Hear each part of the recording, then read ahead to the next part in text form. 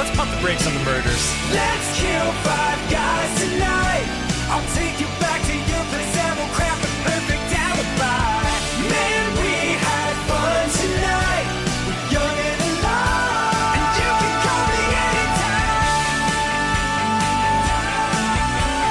Good first date. Want to do it again next week? No? Oh, all right.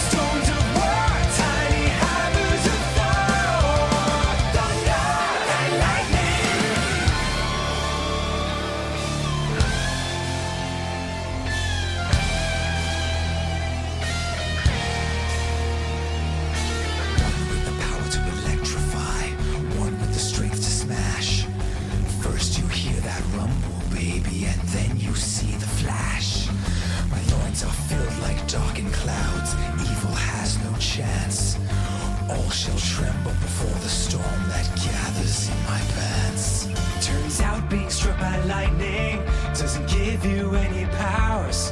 They caved my head in with a pipe and beat me for several hours. But as I lay there half conscious, with my nuts exposed to air, I looked up to the blackened sky and said an ancient prayer. Lord, if you're there, please infuse my nuts with the power of 1,000 suns.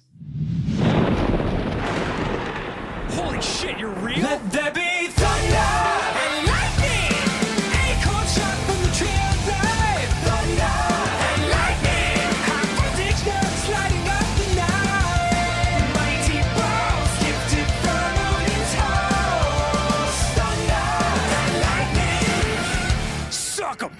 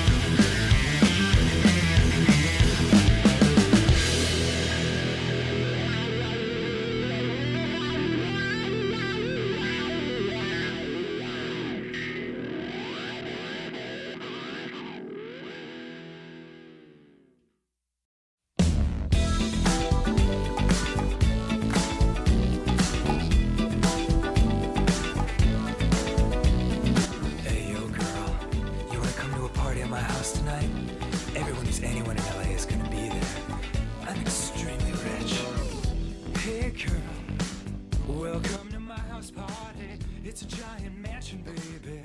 Don't slip on all my money. Yeah, there's a lot of models and some supermodels too.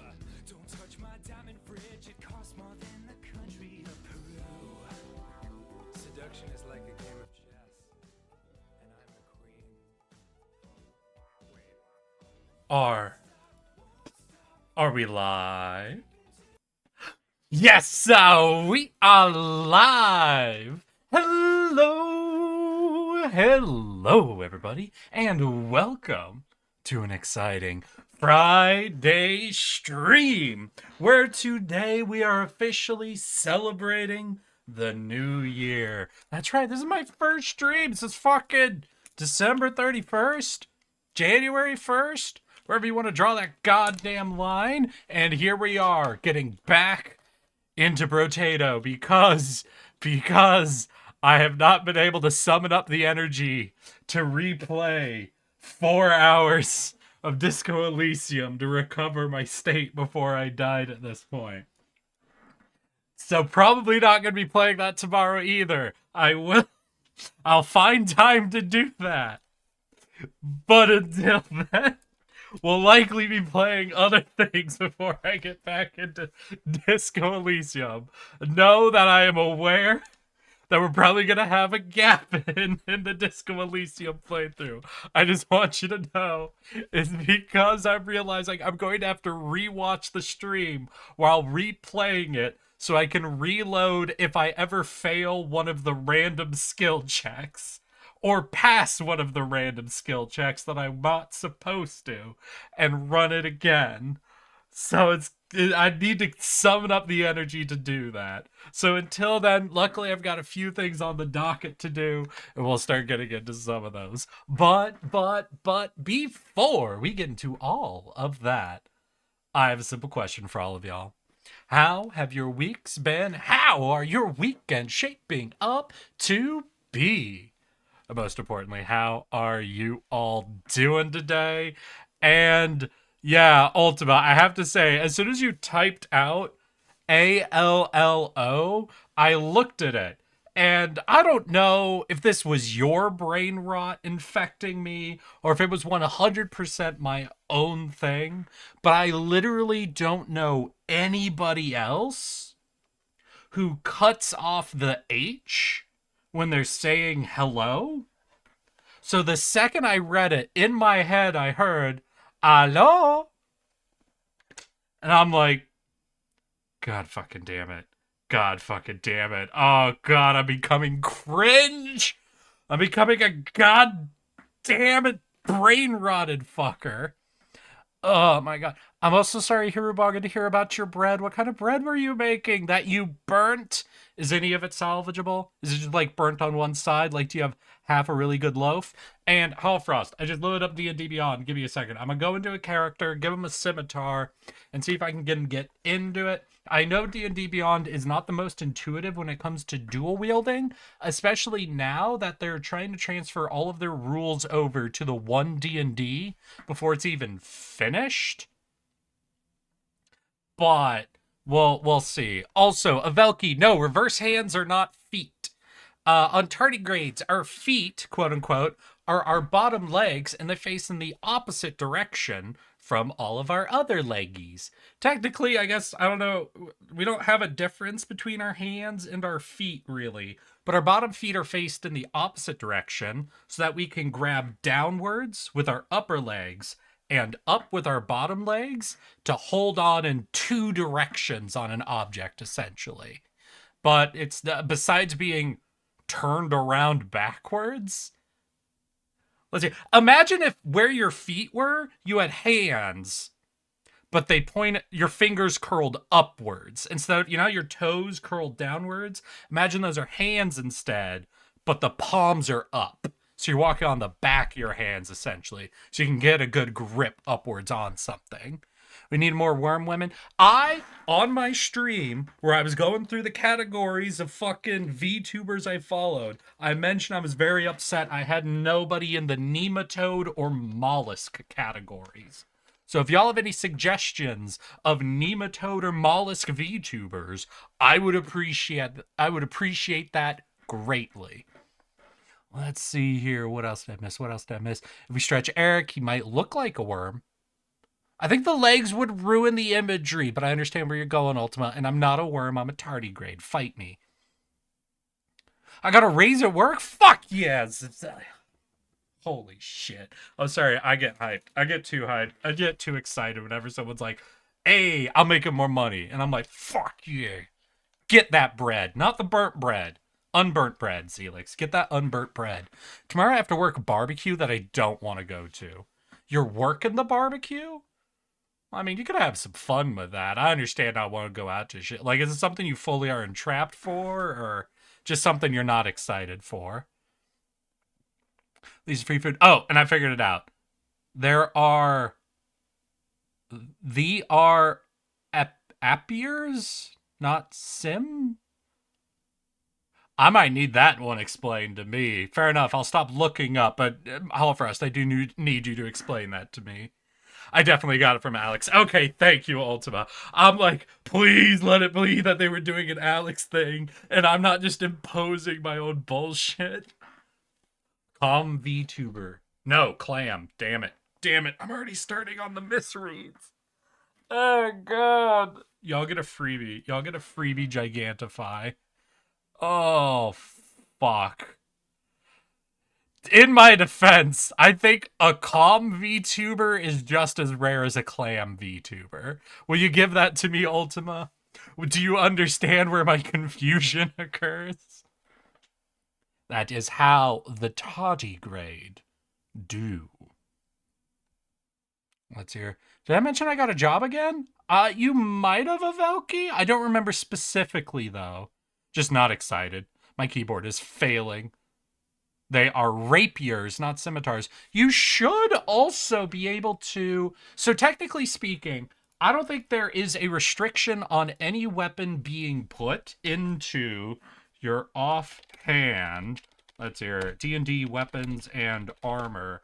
For example, you can one-hand heavy weapons, like weapons with the heavy keyword on them. It just means all attacks are made with disadvantage. Like, you can one-hand a great axe, but you have disadvantage on all your attacks with it.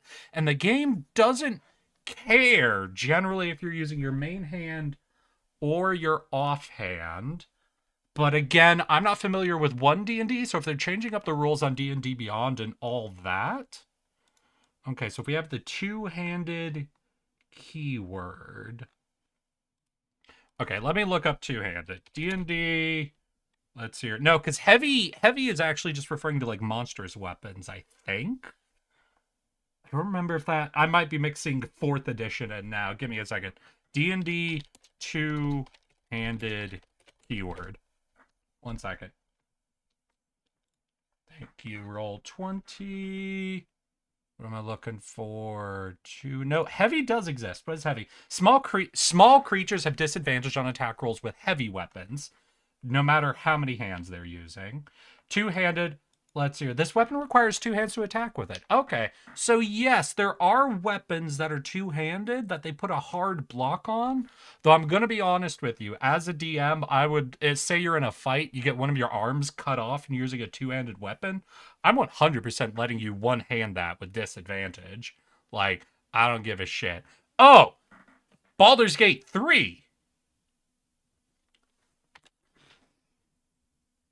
Did you... No, hold on, Hallfrost. Wait.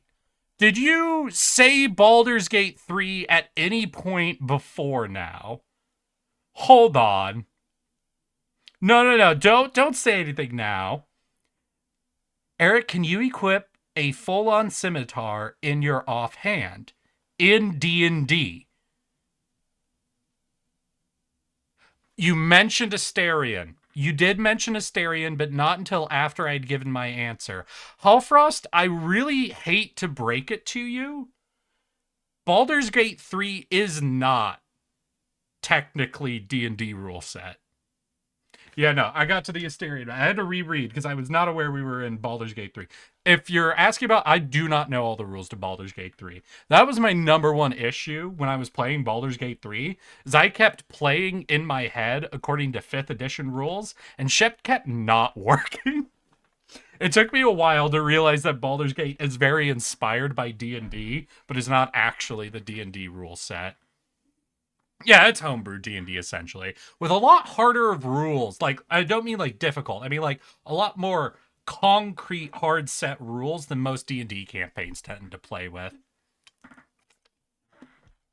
It's different rules. That's probably why I enjoy it so much. Well, it was definitely designed to be played in the video game format, more so than actual D&D rules are. Ew, 4th edition, hiss, Hirubagu. You have been here long enough to know that I support 4th edition. I'd never return to 4th edition to play with those rule sets, but I feel like there was a lot of value in a lot of the things they tried to do in it, and I'm very upset that they fully abandoned everything they tried to do with 4th edition. Listen, all the micro modifiers don't need to come back in any way, shape, or form. I do not need to balance 20 different plus and minus ones happening on a battlefield. But racial leveling was cool in my opinion. I loved that a human fighter and a tiefling fighter were fundamentally mechanically different from each other. I like a nice crunchy rule set when it comes to the fluff of my character. I don't like when the race stuff is just a coat of paint on top of it. I listen. I like really. You get to make so few choices, mechanically speaking, when you're building a character who isn't a wizard. Level 1 in D&D. And for any of those choices to not have a direct effect on the gameplay, I find ridiculous. Go play Pathfinder. No, because Pathfinder includes, I think, what? Flat-footed, offhanded modify. I'm sorry, Pathfinder kept all of the micro modifiers. And I'm not looking to play with the. I liked that they simplified a lot of that. But the two things I miss, one was racial leveling.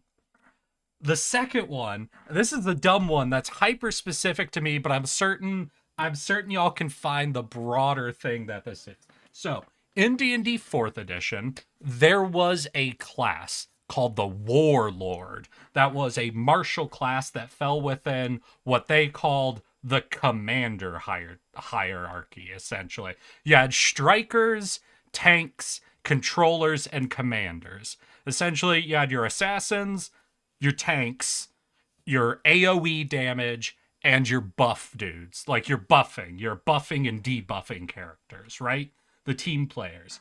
And the Warlord was one of the few martial commanders. Almost every other commander was something like a bard or a cleric or, something where they could use magic.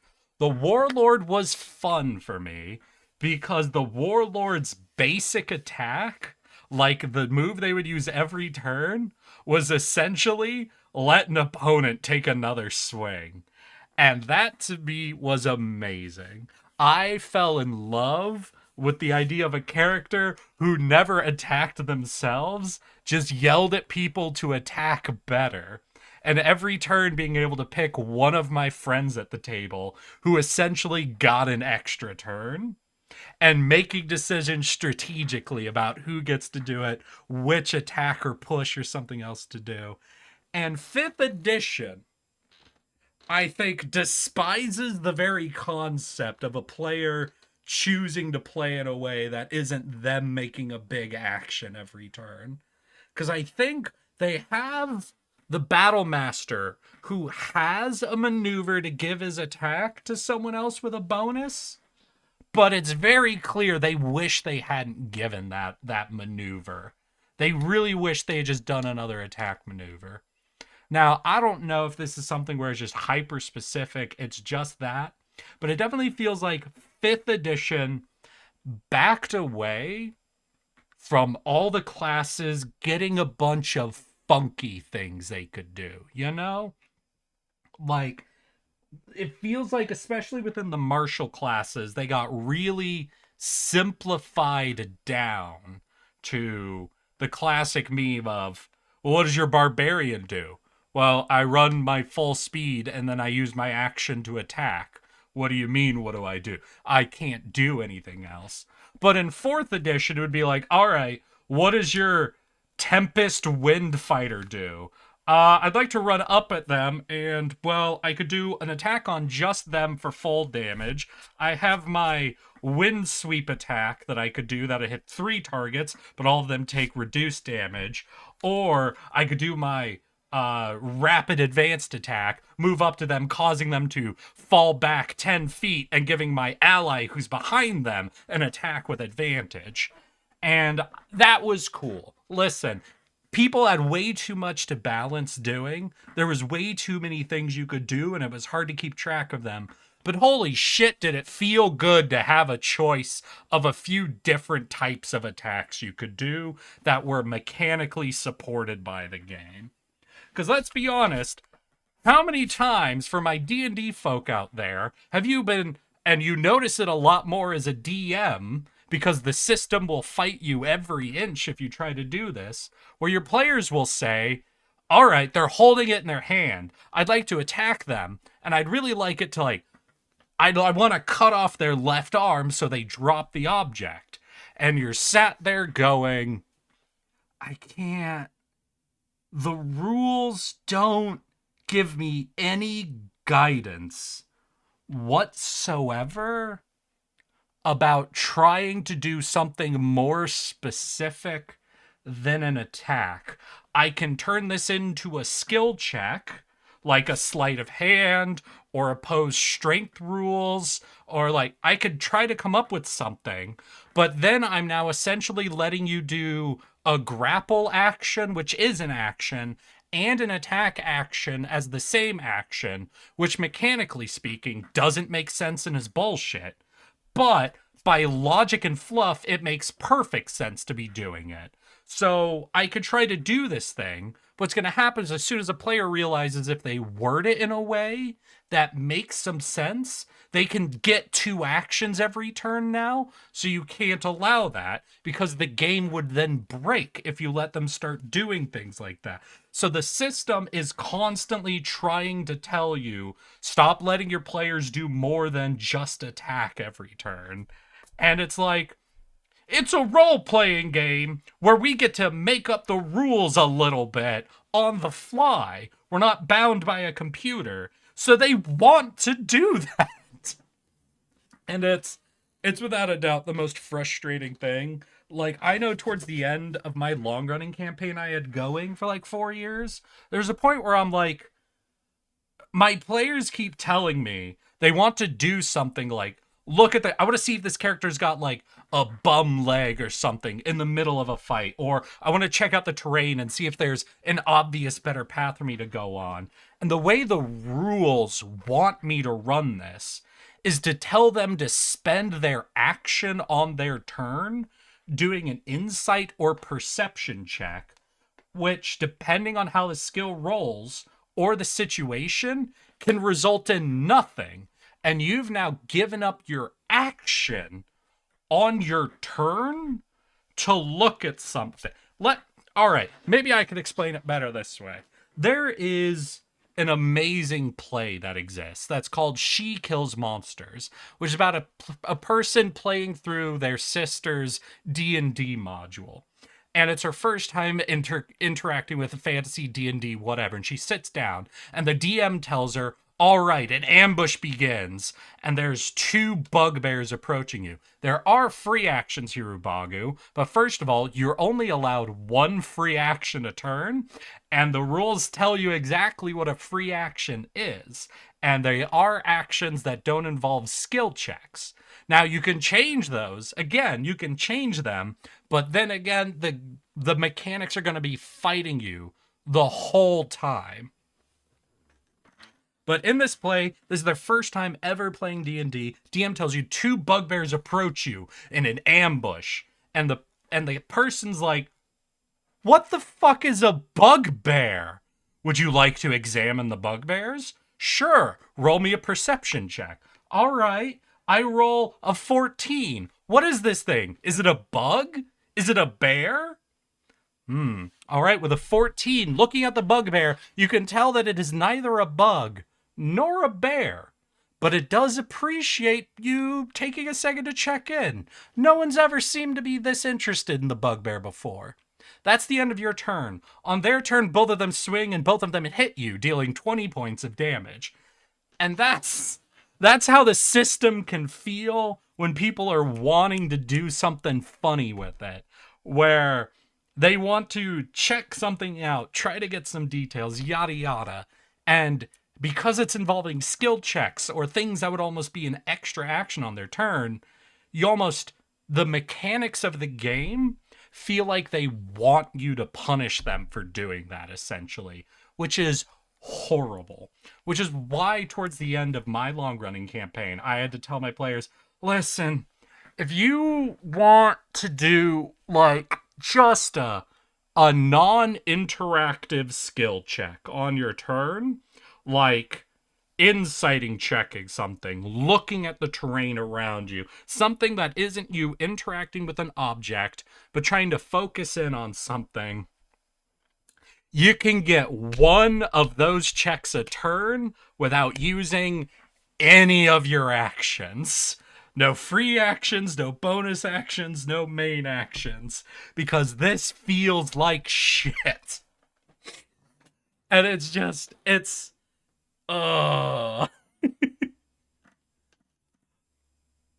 man. I've gotten into fights where the character stands there rolling one dice, slapping back and forth and not using movement, but not getting anything out of it. Yeah, no, there's just some things about it that I think 4th edition did better. I felt like 4th edition combat took about 4 hours, where 5th edition takes 1 to 2 hours. Like a big combat setting, yeah? Because there's way too much going on to keep track of. It's horrible to keep track of it. But as a player, being able to make all those minute decisions does feel pretty good. It does feel nice to have 3 basic types of attacks you can do that all serve different purposes that give you a better impression of a wider scope of what you could really be getting up to on your turn. Who the fuck makes you lose an action to what is a bugbear? What you're supposed to do is describe the appearance of the monster. Listen, it's a comedic thing from a play. It's meant to be a bit ridiculous, but it very much highlights essentially how the mechanics kind of fight you a little bit. That's a very extreme example, but there's a thing where it's like, I want to try and look for something. I want to examine things in a very specific way, or I want to try to intimidate them or tell them not to attack me. Where you start moving into skill checks, and the mechanics want you to be using those as an action.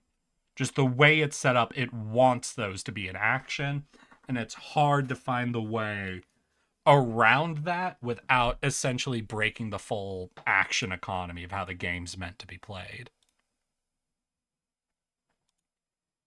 But boy, howdy, was that fun to talk about. Oh, fuck. Don't ever get me started on D&D, please. I will be gone for a half an hour, apparently. Celix! Hey, he's back! The light giver! All hail King! All hail King! 36 months. 3 full goddamn years of sub. Holy shit, Zelix, thank you. That's too fucking cool. Oh, man. I don't think I've actually said this out loud to all of y'all, but Happy New Year to each and every one of y'all. Sorry I didn't do a New Year stream. Didn't actually get up to too much on New Year's Day, but the day after, I did go out to a pub with some friends. Basically a pub I hadn't been to. Holy shit. Okay, before that, hey, Hellfrost, thank you for the 3 years, 9 months, and 30 days. Zelix, thank you for the 4 years and 11 days. Holy fuck. Kimono Gamer? What the fuck, Eric? You're streaming, you didn't tell me? Are you on the Discord, Kimono? Because I ping the Discord every day. Or what, you're too cool to be on my Discord? Well then, if you're following my Twitter, I posted on Twitter that I'm live. Huh?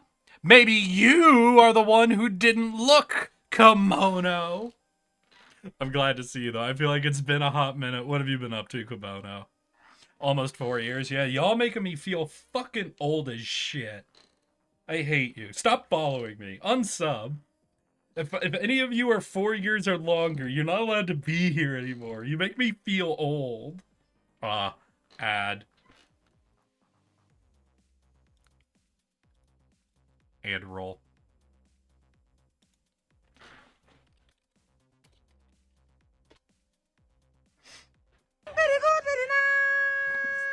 Hey, V. Thank you for 3 years, 8 months, and 6 days. We'll take things a little calm until the fucking ads end. Hey, Kimono Gamer, thank you for the 1 year, 9 months, and 2 days, my dude. And Little Pink, sorry, I think you hit the cooldown interval there. Oh, wait, no, you didn't do the actual redeem. You just got the stream elements talking. Fuck you, Little Pink, pay for it. I'm not gonna say nice if you don't pay for it. Give me your lemons, Little Pink. Give them to me. I've been doing good, getting ready for my 3-month trip to Australia. Dude, what the fuck? That's fucking cool as hell. What you going for? Is this just like a vacation, a work thing, a school thing? Where the hell are you going to Australia, my dude? Oh, man. Play the game! Sorry, fine, Little Pig. We'll play the game. Today, shit. I'm sorry, Little Pig. Avelki, thank you for the 9 months, 11 days, and 2 hours. Today, we're gonna be checking out the 4 rarest achievements in the game, and those are what I'm going for. And they are Win on the Abyss with the Sick, the Cryptid, the Fisherman, and the Arms Dealer. So we're gonna go with the rarest one, which is the Arms Dealer. We'll get into it. Sorry, I just have to find him. Here's the Arms Dealer. Weapons are very cheap. He has harvesting, damage modifications are increased by 33%. Start with a dangerous bunny. Shop always sells at least 1 weapon. All of your weapons are destroyed on entry. All right, so we never get the same weapons every round, but they're cheap as hell and we get a ton of damage. Understood. All right, so I went out to a pub with some friends night after New Year's, and they had an amazing, it was like a garlic Alfredo fettuccine chicken thing. It was great. Apparently, though, it was probably a little too great because I had gotten my way through most of it. There was like a couple of handfuls of like noodle and little chicken bites in it, right? And one of my friends was like, "Hey, are you done eating that?" And I'm like, "Oh yeah, I guess I'm done." Like, you want the last couple of bites of this? And they're like, "Yeah, I'd like that." And I hand it over, and this motherfucker pulls it, uses a fork to scoop all the noodles and chicken to the side, and just gathered up all of the sauce on one end of the plate, and just used my plate as a sauce dipper. Essentially, I was just dipping their fries in my garlic fettuccine sauce. And I'm just losing my shit going, yeah, no, that sauce was pretty good, I guess. Oh, and then someone got deep fried mushrooms out of there, and I've never been a mushroom fan. Now, there's people who hate mushrooms, and there's people who love mushrooms. And in my opinion, both of these people are fucking insane. I'm sorry, mushrooms have no flavor. Any of you out there that say mushrooms have some sort of flavor to them are insane. Mushrooms taste like whatever they were cooked in. So, if you like your more of the thing you're eating, so you get mushrooms on it as like an additive, a texture thing, fine. I don't care. I'm not interested in it, but I have no problem with it. But I don't understand people who love mushrooms. Just like I don't understand people who think mushrooms are inedible. They are not. It's just like adding tofu to a meal. It's nothing. It's just a brick of material in the food. I don't understand, y'all. I don't get it. I don't get it at fucking all. But I'm also not against people who like it. Like I said, in my opinion, mushroom is the most neutral thing you can add to a food. Oh, so Milk finished his play of Outer Wilds. Hell yeah. Did he do the DLC? Do you know if he's planning on it? I don't imagine. No, if he's already finished, from where I think he left off, I don't imagine he's beaten the DLC. I really want to go with a luck build for this guy, I'm realizing. Since you don't lose your luck items, just your weapons, any items I get that deal damage, like the mines or maybe turrets that I pick up, are going to be a little better than actually grabbing weapons.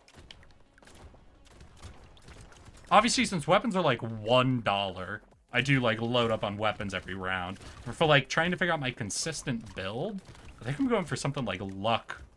Or maybe engineering I get? No, because getting free turrets isn't really guaranteed. So I really shouldn't try to force an engineering build. He said he's planning on doing the DLC. Fuck yes. Hell yeah. Listen, y'all. I I have an embarrassing thing to admit to all of y'all. After I finished Outer Wilds and chatted with my friends about it a bit, I felt so weird about my opinions of Outer Wild that I literally Googled, why didn't I like Outer Wilds? And ended up reading some goddamn threads and watching some videos from other people who did not fall in love with Outer Wilds playing through it. I Everybody I know loves the game to such a degree that I was very certain that I had to have done something wrong. When at the end of playing Outer Wilds, I felt very much like, that was fine. However, I fucking loved the DLC. The DLC was absolutely amazing. And I don't know what that says about me. For any of y'all who are fans of Outer Wilds and the DLC, like people who have played both, I don't know if any of y'all can understand why I would absolutely love the DLC, but not absolutely love the base game.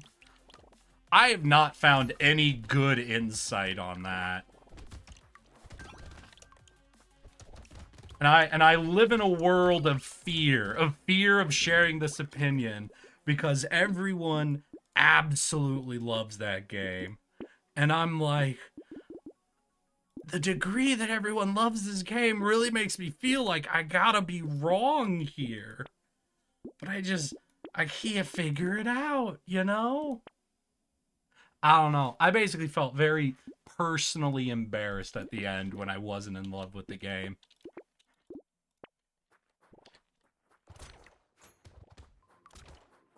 What about pineapple on pizza? I don't put anything on pizza. I eat cheese pizza. I'm not a good person to ask.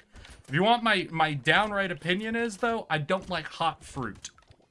I don't like cooking my fruit. I don't like apple pie. I don't like cherry pie. I don't like dried fruits. I like my fruits uncooked, unpartaken in heat of any form. I don't want hot fruit. Grilled pineapple slaps? I'm glad you like your hot fruit.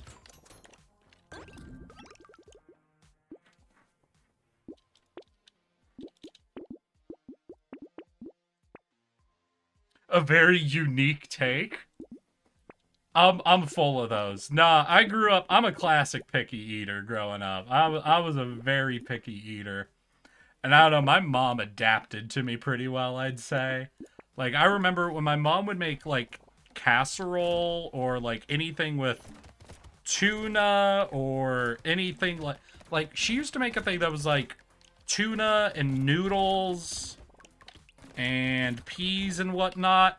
And when she would be baking it, she would set aside a separate bowl of peas and a separate bowl of noodles. Because growing up, I could only eat some of that stuff separated. Like, listen, y'all. As I have grown older, I have become better and better at concealing my power level. As a kid, I could not eat peas and noodles if they touched each other. It was not something I was physically capable of. When my power level was fully unlocked, before I had sealed it away, boy howdy was it present in a lot of things. We can take structures can crit. For those not quite sure what I'm saying, that's fine. Oh. I am not feeling very... I'm seeing now why the arms dealer might be one of the rarer grab achievements, essentially. This dude is very hard to build around. Classic autism, yeah. No, as a kid, I even took scissors to my own shirts to cut off. You know how shirts, and I don't know when they stopped doing this, because I've noticed anytime I bought shirts in like the past 5 or 8 years, they no longer do that. They used to have a tag that went right along the back of the collar and just rested against the back of your neck. And I would take scissors to my shirts to cut those off.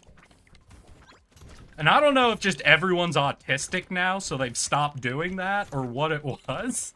But I have noticed in the past 8 or so years, they've stopped putting those tags on shirts, at least there anymore. I know some of them now do it, like, on the left side, like, right above the hip.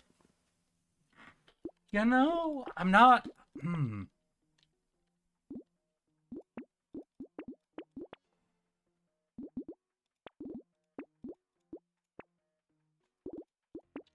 Those tags do suck. Yeah, they do suck. But I don't know. A lot of people don't seem to take it to the degree that I did. I hated those. I hated those more than anything. Oh, right. And what else happened that night? So someone used my dipping sauce. Oh yeah, then someone got some deep fried mushrooms. I didn't really get them. They really were excited. When we got there and they looked at the menu, like, holy shit! It's like, what? They have deep fried mushrooms. It's like, oh, okay. And they were so excited. And then they got the mushrooms and they started eating them. And it was just, there was so much excitement when they had seen it on the menu. I couldn't help but like watch as they ate. And I could tell immediately that they were no longer excited about the deep fried mushroom. Hey, wit! No, that crap sucked. Tism not required to be bothered by that? Hell yeah. And I could keep saying I'm not actually autistic. I'm a savant. I have savant syndrome. That's what's happening. They were eating them and Clizzard! Hey, how you doing, my dude? So, because of your jerk ass, I have to find a day to play, right? Yeah, I have to find a day to play Brotato. Just kind of getting back in. I might play it tomorrow. So for anybody who's interested, I now have to play Brotato, and I'll do it on stream because someone heard me talking one stream that I've never played it and gifted me a copy of the game. So I think tomorrow that's probably what I'll be getting up to. They were eating the fried mushrooms, right? And they were like, they were not into them. And I'm like, so something up with the mushrooms? They're like, I don't know. I think that might have been old. I'm like, why? Oh, they're kind of like, they're really mushroomy, and that's not normally something you want with a deep fried mushroom. And I remember grabbing one, biting into it, and thinking, this tastes like deep fried bread with something inside of it. I don't understand mushroom people. They seemed kind of torn up by how shit the mushrooms were. So the next day, I go online and I start looking up recipes, right? And I've started doing that on YouTube now instead of on the internet because I hate looking up recipes on the internet now. I hate it. Like, it's the worst thing ever, and I think some of you know that. If y'all want a shortcut to get around the 10-minute talk about freshest, new, fresh recipes with ingredients good and tasty, yum, yum, back in the home country when my mom was first learning how to do this recipe, if you want to cut all that, just go on YouTube and look it up, because then you can find people who are professional cooks just doing it. And they'll tell you the ingredients. And then they'll just have a list of the ingredients in the description. So you can just get the list of ingredients and not have to parse 6 paragraphs of bullshit. Anyway, I was looking up recipes for like different deep fried things. And I found a Binging with Babish video. One sec. I will see if I could find, let's see here, Binging with Babish. What was it? Futurama? Yeah, he has a Poplars video that I ended up watching, and he went through like 6 different ways to do deep frying, like different types of breading, different types of batter makes, and then at the very end he said to make it look more alien, essentially he combined 6 different methods of battering and breading to make a really unique looking object. And I decided to take his recipe and do something a little cursed with it. So I went out, and his recipe was for deep fried shrimp, essentially. So I bought shrimp, bought everything I would need to make the poplar deep fry, right? Then I also bought mushrooms. And I got some fresh mushrooms to make sure they'd be high quality. And I sat down and I made the batter, I made the breading, and I had them set up at stations. Then I got a shrimp and I would curl it around the stem of a mushroom, like pressed against like the flat of the head. Then I would batter that and roll it as a little ball, right? Then I would bread it and deep fry a shrimp and a mushroom like packaged together inside the breading batter ball thing. And I made a bunch of these, and partially just because of what the poplar recipe in Futurama was about, and because of how these things fucking looked when you cut, it looked like some sort of parasitic creature. Or like a half-formed fetus wrapped around like a feeding tube. Like this was an egg that had like the white of the egg was the mushroom and the embryo was the shrimp. So I made a plate of these and brought them to my friend and like, hey, I made you something. And they're like, well, what are these? I'm like, deep fried alien eggs, essentially. And so I gave them the deep fried alien eggs, as I call them, and they seem to like them. So I think I covered for the pub having shit mushrooms with my horrific creation. If any of y'all like this Halloween season are looking for something that tastes really pretty decent, and apparently the texture was fine. My guess was the texture was going to be horrifying, but at least visually is very upsetting. So it's a great Halloween snack. I'd say go ahead and check out Binging with Mabish's poplar recipe and give a try to my cursed explanation of getting a mushroom, having a shrimp curl around it at its base, and frying them together as a singular egg ball. They stuck together pretty well with the right amount of batter and breading, so they deep fried decently apparently. Though putting them together, you want them in for 2 minutes instead of the 30 seconds if you were just doing shrimp. They might end up a little bit on the drier side of things, but they won't dry out, and it's just a way to make sure everything in the mixture gets baked through safely, you know? I had a feeling you'd like Balatro. Everyone does, especially people who like deck builders. Well, we'll be checking it out tomorrow, Clizzard, if you want to see if I end up liking it or not. Yeah, no, nowadays recipes are surrounded by 17 biographies and a detailed history of a region. Exactly. YouTube is now my go-to place to look up recipes, and that, I think, is horrifying. My Oshi is dead. I'm very sick. Can this day be any worse? Oh, no. I'm sorry. Wait, didn't you lose another Oshi recently? Sour, they're fucking coming for you. Any deep-fried cockroach recipes? Well, I think you could use this for that. I don't know if I would wrap a shrimp around a cockroach. That visual, I don't think would be super obvious or interesting. Let me think. No, let me think on that for a second.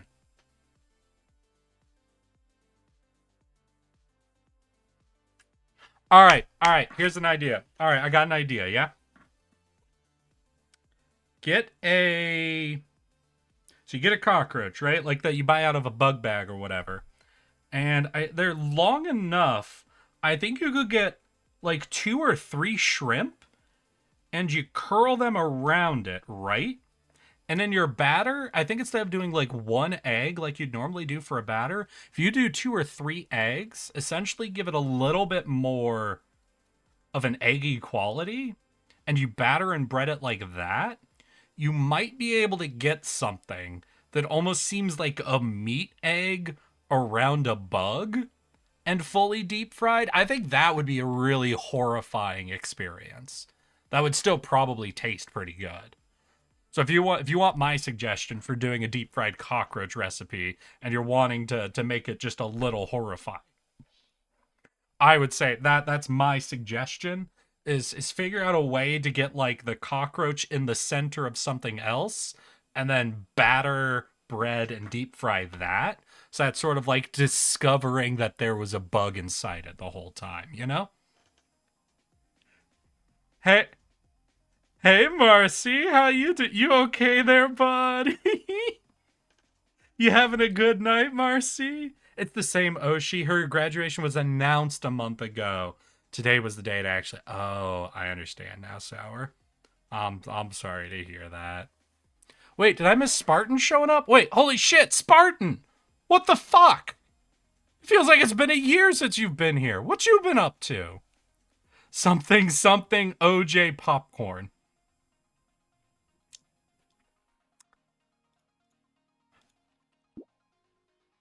No further questions. No, you know what? No further questions.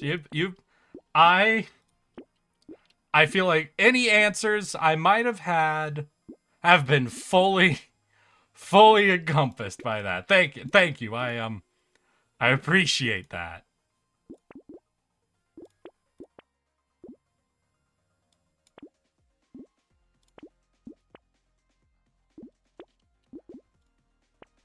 I'm a little sad. I haven't been offered, I think, any elephants or power balls, so we're not really able to do much with what I thought would be a good setup for a luck build, unfortunately.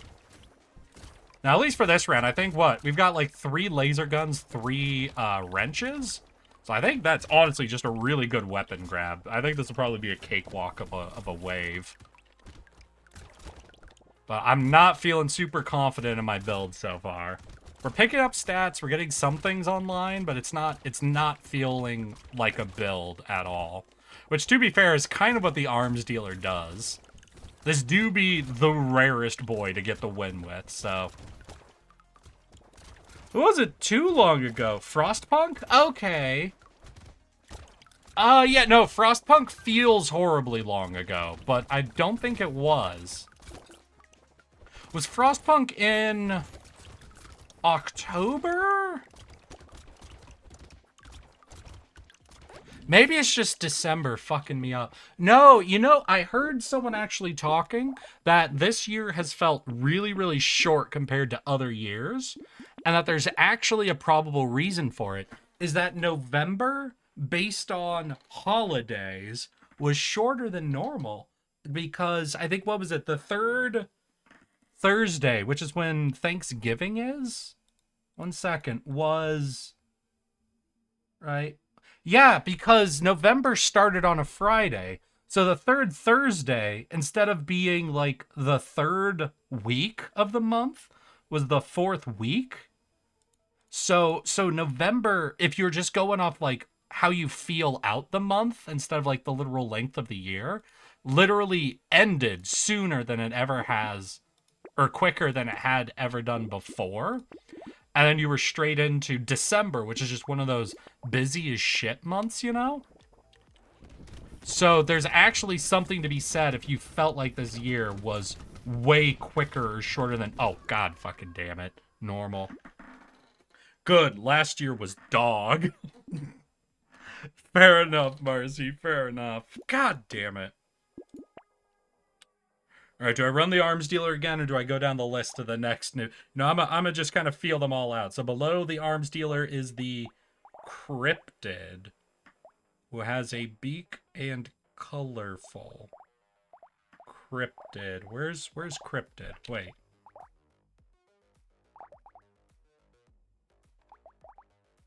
Wait, hold on. There it is. Okay, the cryptid. More tree spawn. Gain 12 materials and XP for every living tree at the end of a wave, plus 3 regeneration for every currently living tree. Your dodge is capped at 70%, so a little higher than normal, plus 3 attack speed until the end of a wave when you dodge an attack. So we want to dodge. Minus 100% lifesteal, minus 100 range, minus 50% materials dropped.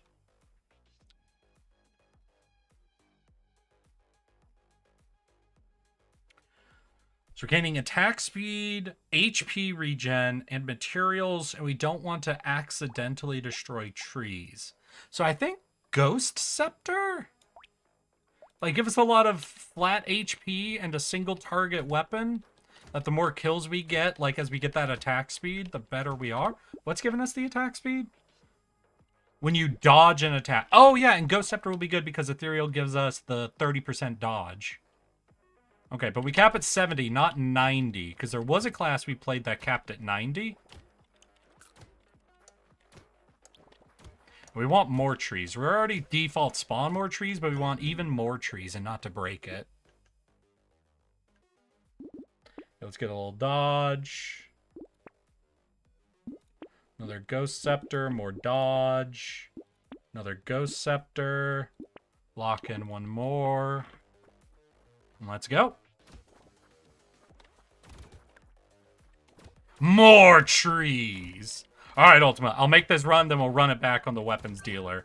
You guys have any ideas what I should be doing for the weapons dealer? I tried to do a luck build, but I didn't see the baby elephant or the Super Bowl pop up once. And I'm a little concerned that the weapons dealer like has those items blocked so that they have to be focusing on weapons. And that feels like that'd be unfortunate if that is true.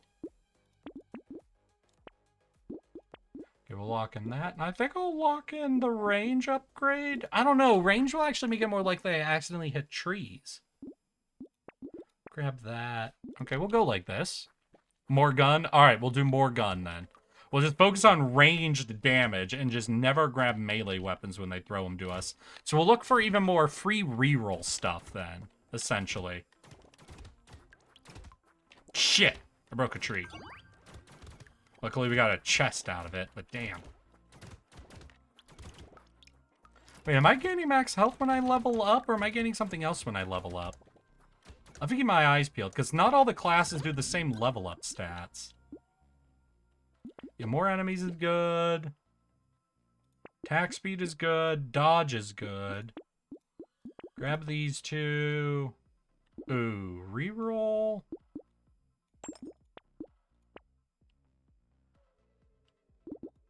Yeah, I think we'll do that. We'll lock in those for next. But yeah, that's how I made something absolutely horrifying. All of y'all are free to use this example if you want to make a deep-fried shrimp mushroom ball. They apparently came out good. I didn't have them, like I said, not a big mushroom fan. But apparently the texture was good. They did not come out with a weird texture, which was my #1 fear with that. But all y'all motherfuckers ain't... What did y'all get up to on goddamn New Year's? I feel like I'm doing all the talking here. Y'all making me feel like I'm being rude, you know? Ah, shit. I should have comboed. So I'd have 3 blues instead of a purple, I think. Shoot. Ooh, a little bit of luck mix. Yeah, we'll go for that. A little more dodge and harvesting, that'd be good. Ate Chinese food with the family. Hell yeah. I remember when I was going to college in New York City, every Thanksgiving, I would go down to Chinatown and get Chinese food for Thanksgiving. Because nobody I knew lived in New York, so I wasn't going anywhere for a real Thanksgiving dinner. And everywhere near the college was closed for the holiday. So it was the only place I knew for a fact that I could just walk down the street, pick a restaurant, and be able to get some goddamn food on Thanksgiving. But it became such a habit for me after the first 2 years that on the 3rd year, when I actually had family visiting, I took them there. I took my family to Chinatown to get fucking Thanksgiving at the Chinese restaurant I had always gone to. Let's see here. I went to a concert, got drunk as fuck. Hell yeah, Wit. God damn, what concert, dude? I thought of trying to look up something to do, but this year New Year's fell on a Wednesday, and I'm working that week. So it was like, what am I gonna do? Go to work Tuesday? Go out and find something Tuesday night? Have Wednesday off, then be back to work on Thursday? And that sounded like it would just be horrible. Like, I wouldn't be able to relax at all, because I'd just be thinking about the fact that I gotta go back to work tomorrow. Like, damn, if it was like Thursday, I'd request Friday off. And then I'd go out and, like, actually try to figure out something new to go do. It was just the worst day of the week for it to be, you know? we're not doing landmines. Okay, that's a big crit boost. Take attack speed boost. Nope, we don't want trees dying. Stop that.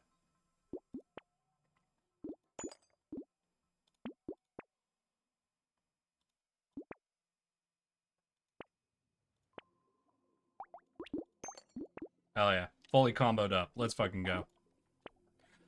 Let's hear. I went to a dinner party with friends and laughed at the Times Square font. What?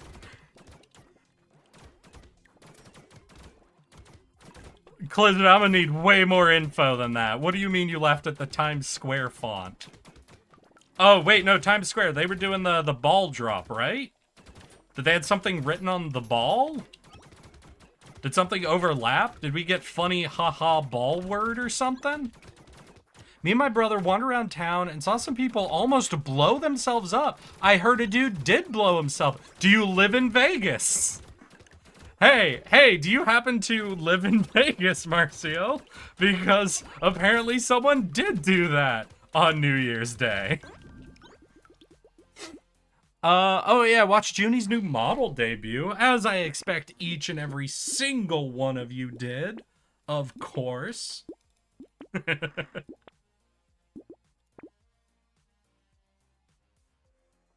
I went with family for several hours, spent hours with friends, VR chat, and I filmed a microwave for VTube. I filmed a microwave for YouTube like I have been doing since 2017. What do you mean you filmed a microwave? No, Spartan, you're not allowed to end your sentence like that.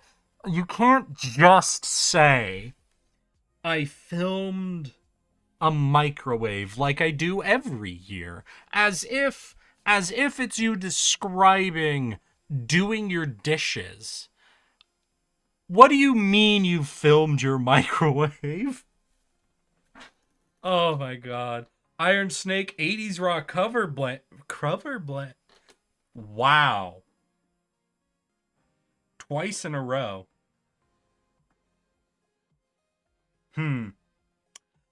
Iron Snake, an 80s rock cover band. Pretty good show. Ate a bunch of tacos too. Hell yeah, Wit. I'm not covering that, Wit. You're not getting an explanation out of me? No, that was twice in a row. I'm not going backwards on it, okay? Let's see here. I got drunk in my house, went to bed before midnight. Yeah! A classic New Year's. Amazing Hellfrost. Times Square ball drop had a display and the font was the default most generic font. Maybe this is something I'm too autistic to understand, or I'm not autistic enough to understand. The problem was the font was default? Ah, damn, I do not. Wrong continent. Yeah, I know, Marcy. Lotus, fuck you. I'm sorry, what happened in Vegas? Some dude put a bunch of fireworks inside, and I mean literal fireworks, inside a Tesla Cybertruck, drove up to a Trump hotel building, and set off the fireworks? Yeah, I don't think there's any real info out. Like, the body's apparently not identifiable at this point. Like, there was an ID in the car. They're not sure if it was the guy's ID, but it, like, matched somebody who had rented it from somewhere and had driven it there. So they're pretty sure it's the guy. It's weird. It's weird shit. Weird shit going on in Vegas on New Year's. Yeah, what did you mean by that? I film a microwave counting down to the New Year's, then posted to YouTube. Okay, no, I understood. That's not what I got in my head, Spart, when you said you filmed a microwave. Because I was picturing you filming a microwave running, like, through the window, looking at the microwave running, and there being something ridiculous, like a banana in there, being cooked for no goddamn reason. And this is just your yearly YouTube video? And listen, I understand this is a ridiculous thing to visualize, but when you just said filming a microwave, in my head, and I think of What do I think of when I think of a microwave video on YouTube? I think of someone on a shitty phone camera filming through the window of their microwave of some stupid object being microwaved. If you're microwaving the clock on your microwave to count down to the new year, that's perfectly reasonable New Year's video. But it's not where my internet brain went with the words you said. Okay, that is funny. That's good. That's a good tradition. Nah, come on. Like I said, that's a good one. Yeah, I know. I know it's a dumb thing. If you see it, you'll get it. The font. All right. No, hold up. New Year's font. Fucking Happy New Year font generator. News. The designer behind the New Year's font drama. The New Year's font drama. The internet is talking about this font. The internet is up in arms because a font looks default.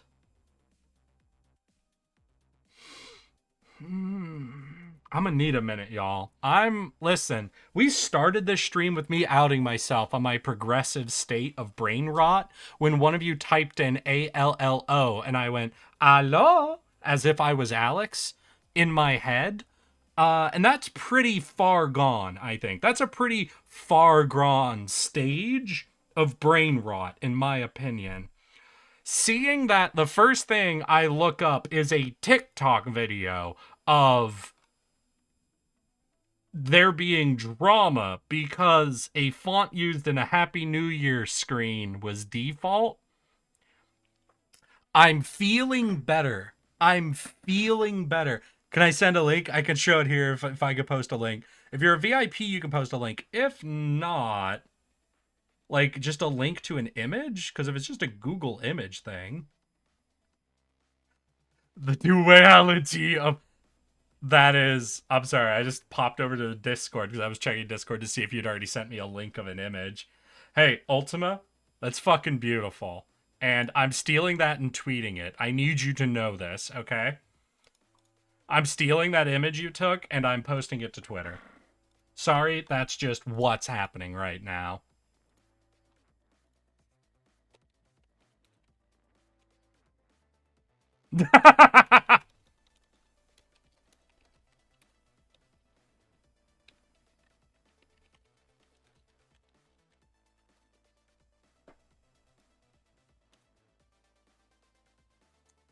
Let's see her post. Fucking at Ultima. Thanks for snip. Nailed it. Alright, what were we talking about? Right, I was watching a TikTok video about people being upset at a font.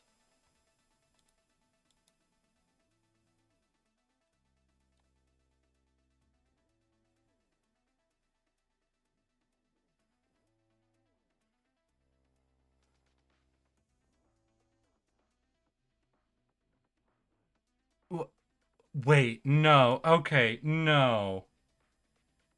No, this is the actual design. No, this is someone fucking around, right? This is just someone on TikTok. This is not literally the designer defending... I want to die! Who cares? Who looks at a font and is upset that it's too default? Who hears people upset your font is too default and makes a TikTok video defending it being default? I chose this default font to reset the new year. Fuck you! That font looks too default. Fuck you! Both of you, go fuck yourselves! No! Both of you are wrong. This is like the mushroom thing. It's nothing. It's default. It's literally nothing. There's no reason to defend or attack it. Stop! All of you, please! No! Oh, God. Oh, yeah, Clizzard, are you on the Discord? Hey, Clizzard, are you in my Discord? 1 second. Invite. Copy. Here you go.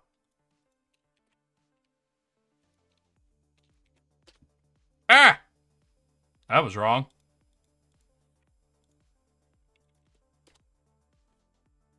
Wait, no, I did a new copy. Copied? Paste. Huh! Fun fact, y'all. You have to clear your control copy if you copy that. Am I fully... Yeah, no, that's fully not copying now.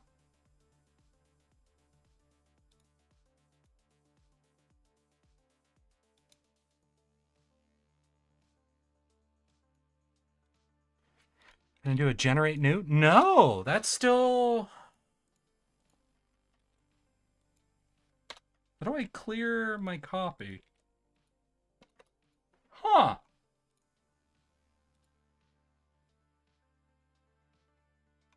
Well, I'll just send it directly to you then, Clizzard. Sorry about that. Yeah, this ain't Lincoln. This copy ain't copying. Oh, well. Alright, I'm caught up. Sorry, nope, gotta read chat again. I fell behind. I was mind broken by people being upset around a default font. Let's see, where'd I leave up? That's a fun tradition. Had a nasty migraine and a cold for New Year, but some fun playing games. Are you at least feeling better now, Avelki? So you're basically for the ball drop as an extravagant event, but then the big message of the Ring of the New Year's was just a mundane font, which came off as not trying. Okay. Did some horny. Hell yeah, it sounds like you got over that headache then, Avelki. Fuck yeah. I mean, there's a great microwave plasma. There's a lot of microwave videos, and all of them are of a shitty camera looking through a microwave window at something weird being microwaved. I was thinking of those guys who microwave random electronics or car airbags. Exactly. Font drama. Yeah, so if anybody wants to watch this TikTok video, it's in the goddamn Discord. Welcome to the Discord, Clizzard. There is no escaping. It is horrifying. I fear every day knowing I have to interact with it because I made the place. I am its god, and am not free from my sins. The answer to the question is yes. God stays in heaven because he is afraid of the creations he has wrought, and the horrors they visit upon his domain. What's up, guys? It's me, Critical, here to talk about the situation involving the New Year's font. Oh, God. Oh, I see it in the Discord. Am I in the Discord? Are you Spartan? God damn it. Hey, copy paste. You want to stop being shit?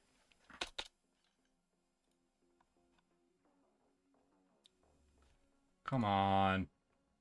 Maybe it's because I'm in streamer mode? That could be it. Let's hear. Invite people.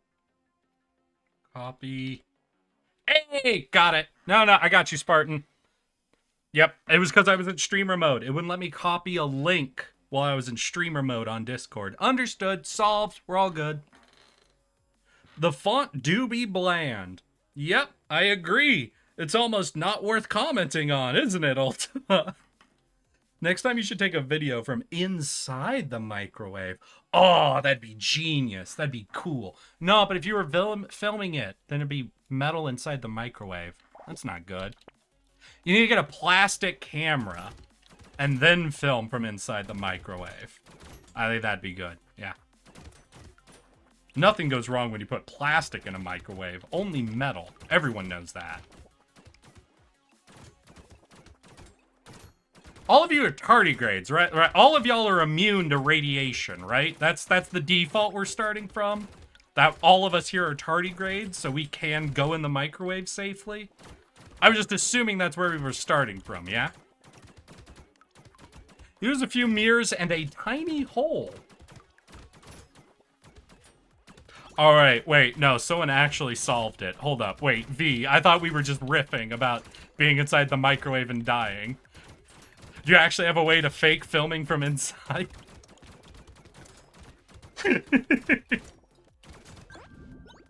God damn it. I'm in. Yeah, sure, we can take crit chance. Attack speed for every one oh, we're taking a ton of dodge. You know what? I'll take the EXP too. We're not doing melee, so I can sack some melee. Easy. Alright, we need to be at 206. Let's hear what we gain 12 materials per tree alive at the end, I think. We also have some harvest. How much harvest do I actually have? 27, so we just need like 180 essentially. Have I been fucking with my HP regen? Because we're at 12. What do we start at? We get 3 HP regen. Oh, for each current living tree. So we're not gaining regen every turn. Okay. What would you prefer? Comic Sans? Well, now that you mention it. Hey, I'm an Arial fucker, okay? I absolutely love Arial. I don't know why people come after Arial so hard.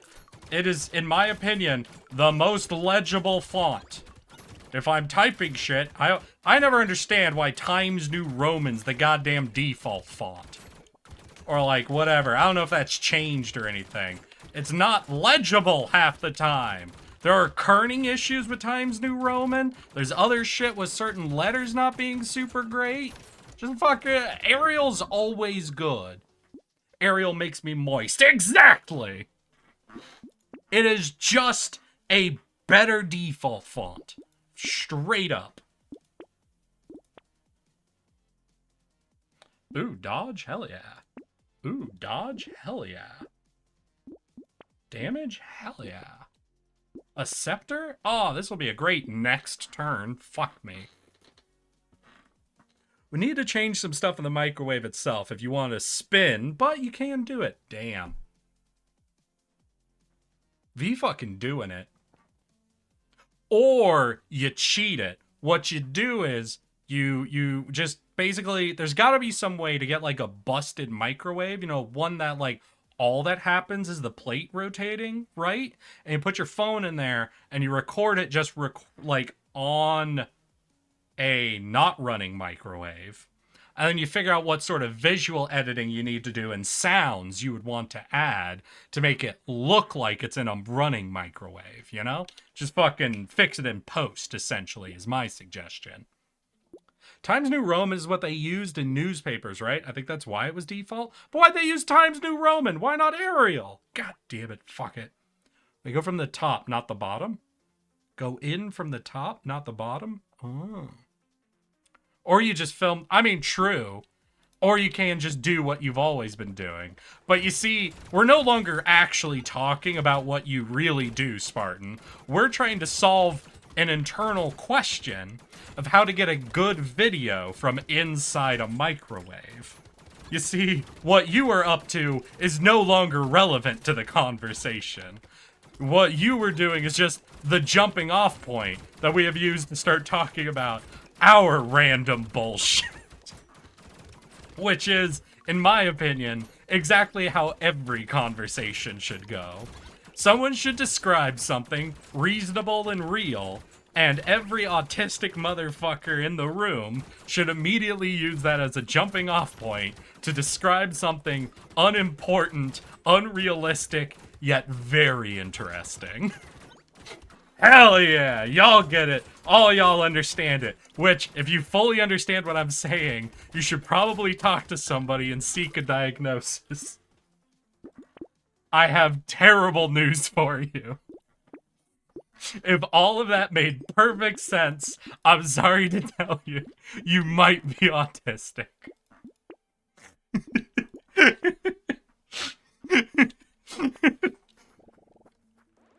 Give the camera to a baby, and pay it to... Marcy, did you say you give the camera to a baby and then you pay the baby? Why would you pay a baby? Babies don't understand being paid? This is a horrible idea already. Pay it to take the video from inside the microwave. They are small enough. Listen, I agree you use a baby. I understand. Why are you bothering to pay the baby? If you got your hands on the baby, I don't think the baby's in a situation to argue with you. You just put the baby in the microwave. You know, you get an iPad, you put it in front of the screen so they're looking at it the whole time. I think that'd work. You know, got to make sure you get the attention in the right for the economy. Thank you, Marcy. I appreciate your contributions to the economy.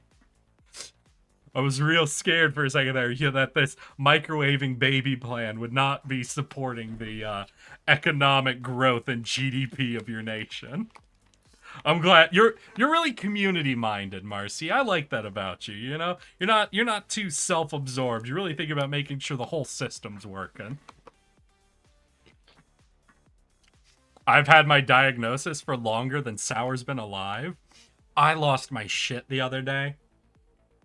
I read this fucking meme where it was like, just like green text meme essentially.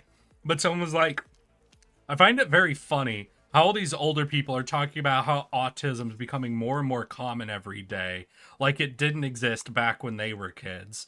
And then you'll talk to these exact same people and they'll be like, oh yeah, I remember this friend of mine, Ryan, from high school. Really weird kid. Was very bad at talking to people, but boy howdy was he obsessed with baseball stats. Like, he knew all the stats for the past 6 years off the top of his head. And if you gave him the setup stats for your game, essentially he'd be able to figure out the odds of everything going on, like, almost instantly. Everybody invited him to baseball games because of how good he was at that. Weird kid, but really sweet, you know? And it's like, buddy, boy, do I have news for you about your friend. Cut a hole in the back of the microwave, put a camera with a protective lens over it. Yeah, but then it'd be very obvious you're filming through the microwave because it wouldn't be rotating with it. You'd have to find some way to make it at least appear like it was rotating from the center of the plate. I think there are a few ways you could fake it. Like if you got, eight or so microwaves and you cut like at the major junctions of it and you filmed from each of those, you might be able to doctor a video that looks like it's rotating, but I think the proportions would all be off. Say it again, I wasn't paying attention. No, Lotus, I bet you were paying attention. Have I ever told y'all about the dumbest conversation I've ever had with Lotus? Because I was telling Lotus about the first time I got mono. I've had mono 3 times in my life. And the first time I got mono, my tonsils swole up so big, I almost couldn't breathe, and I definitively couldn't talk, right? And I was like, and after we came out of the doctor's office, my mom was joking with me. And she basically was implying like, I'm really sorry you're sick. But boy, howdy, am I glad you can't talk to me on the ride home. And I was telling this story, and I finished it, and then Lotus goes, wait, sorry, I checked out for a second there, and it was crazy. It sounded like your mom said it was funny you couldn't talk. And I just had to look at Lotus and go, yeah! That's what I literally just said! And Lotus was like, oh! It was the dumbest fucking series. It was like, you ever watching a video and it's like late at night and you're like basically falling asleep, but you're watching or listening to something and you like micro sleep for a second. You're like, oh no, I fell asleep and missed an hour. And you like rewind and realize you didn't miss anything. Lotus was doing that to me mid-conversation, and boy howdy, did that like confuse the hell out of me. I feel like you could make a banger music video using filming inside the microwave idea. I mean, yeah, like if you could figure out a way to make it look real, it's an interesting concept. Let's hear it. But oh man, did he love trains, planes, and automobiles. That's the funniest one. I don't think I've actually met anybody, at least like who had a touch of the tism, who was actually super into trains specifically. I'm very curious where that fucking stereotype started, just because I don't know a lot who are actually into trains, and maybe that's just like the generational thing. But I've not found like a consistent obsession between them all. Just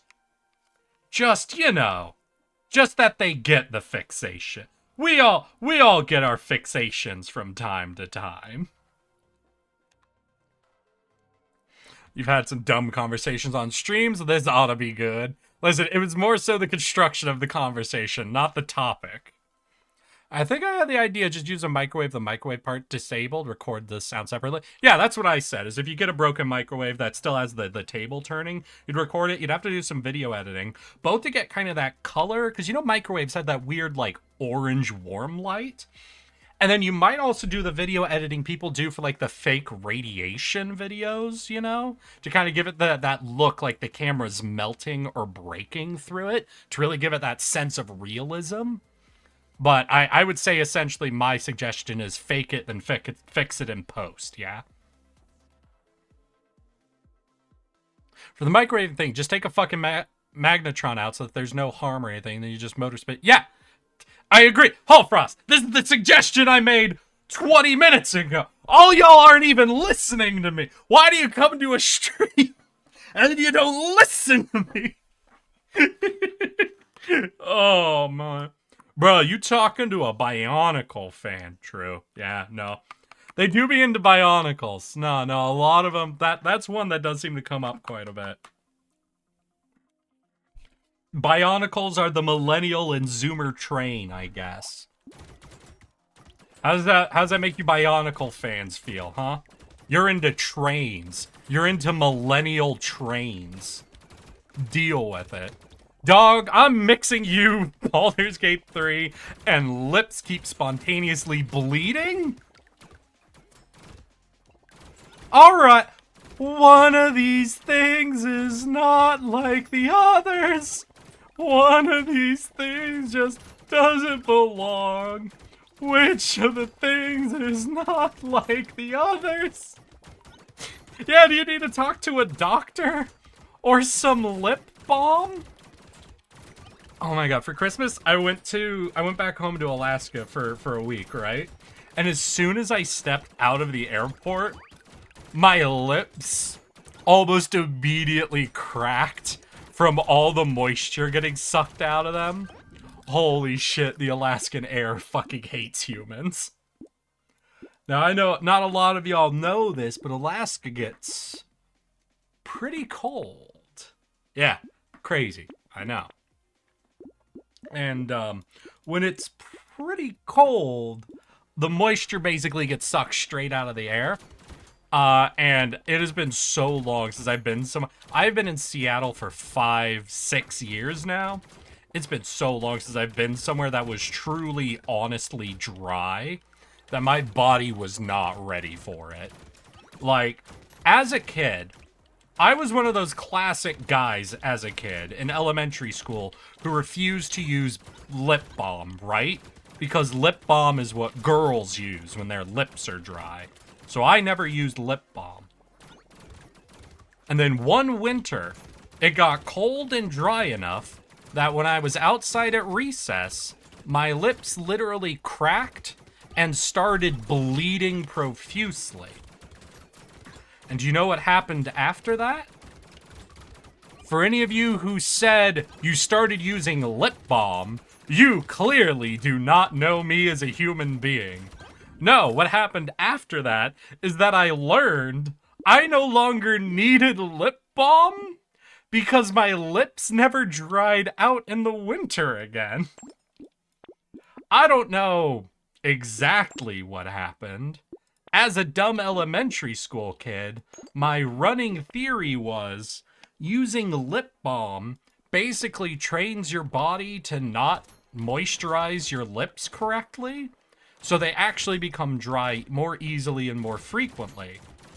And that by letting my lips become so dry that they literally cracked open, my body adapted to keep my lips perfectly moist at all times. This does not seem like how the human body works, so I suspect that it is wrong. But it is how my body reacted until I left Alaska for 10 or so years. And now my lips get really, really dry when I'm there again. Built different. Yeah, no, listen. my lips dried out so much they cracked and started bleeding, and I'm like, I don't like this. I'm gonna choose to not do this anymore. And then it just didn't happen anymore. If y'all get dry lips, you just need to choose to not have dry lips anymore, man. That's all I'm saying. There are actually people in my life that have gotten pissed off at me. So, have any of y'all ever been in the classic situation of hanging out with people and someone asks, hey, are you ticklish? And everyone becomes really uncomfortable because no one has ever asked the question, are you ticklish? And not been about to tickle someone whether they wanted to be tickled or not, you know? Eric, will you be able to fly? I don't know. I don't really care enough to like, tell my body to do that, you know? So, I've been in those situations before. And growing up, I was pretty ticklish. On my belly, and, you know, classic places like the armpits and the neck and whatever. But I remember one day as a kid, I was reading something that talked about being ticklish essentially being an extension of the self-defense reflex, you know, which is why you can't tickle yourself. It's also why it's kind of hard to, like, essentially, you know, make yourself feel a pain reaction. Like, not actually hard, but, like, you're able to hit yourself a lot harder before you feel pain than someone else can before your body feels pain. Like, it's all a self-defense mechanism. And so, when I read that it was a self-defense mechanism, I was like, all right, so does that mean if I know that, can I just not be ticklish anymore? Like, can I just decide that? So then I thought about it for a while, yeah? Really put my mind space in it, really willed myself to truly consider that option. And then after I did that for a while, I was no longer ticklish. And this ain't like a bullshit, like, yeah, so now I can, you know, I feel ticklish, but then I just don't react. Eventually, I was just not ticklish anymore. And now, I've learned something about the people who ask, hey, are you ticklish? Nothing pisses them off more than being able to honestly answer that question no. And then explaining to them that you just chose not to be ticklish anymore. This has happened to me at least 3 times in my life, where someone has been like, hey, are you ticklish? Been like, no, I used to be, but then I just sort of chose not to be ticklish, and then coming up on you and going, tickle, tickle, tickle, and just looking at them and being like, yeah, no, I used to be ticklish, but then I just sort of chose not to be. I have actually had people in my life go, yeah, no, this fucking asshole just chose not to be ticklish one day. It's fucking dumb. So, yeah, so that's...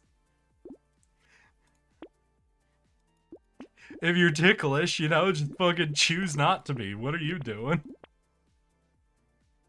All these people out here just choosing to be ticklish for some fucking reason. I actually was able to do that for hiccups for a few years. What do you mean by do that? Like, you could just think for a second and stop the hiccups? Because I know there's a few tricks. Because technically there are 2 causes of hiccups. One is fully psychological. The other is a diaphragm contraction, which can happen for a few reasons. So I think if you have the psychological ones, I fully believe you could just think your way out of it. But that's why there's a lot of tricks about, like, going upside down or drinking water, where essentially it's just about trying to restart your diaphragm. Because there are some hiccups that are just caused by a diaphragm spasm. But I mean, if you don't get those and you've only gotten the psychological hiccups, then yeah, fully, you can 100%. No, my favorite version of this, I don't know if y'all have ever heard this.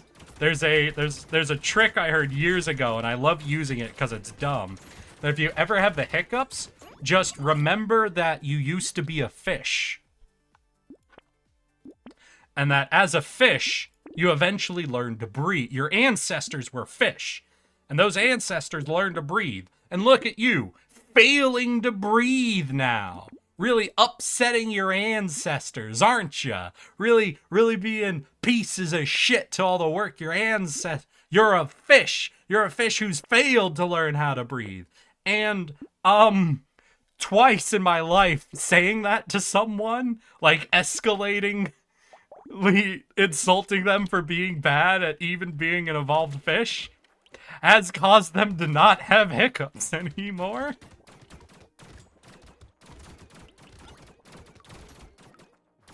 So that's a fun one. If you ever just want to go for something that's very stupid, but has worked twice now for me, just tell your friends they're really bad at being an evolved fish.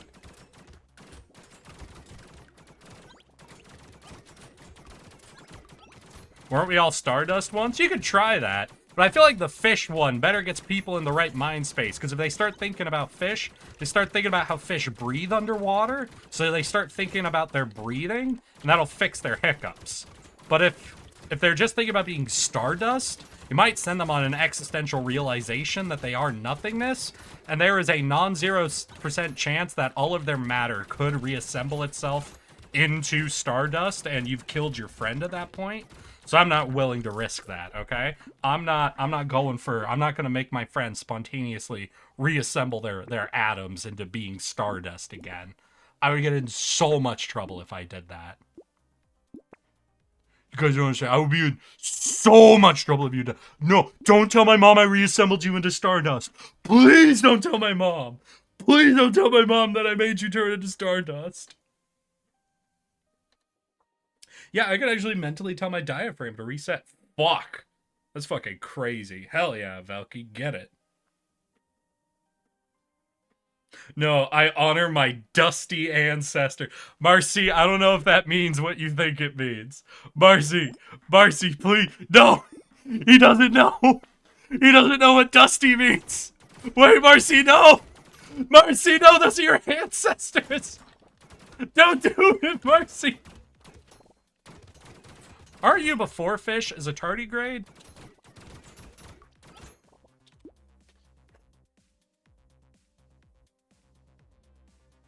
Hold up. Wait, I gotta look up the evolutionary tree. 1 second. When did tardigrade split from other animals?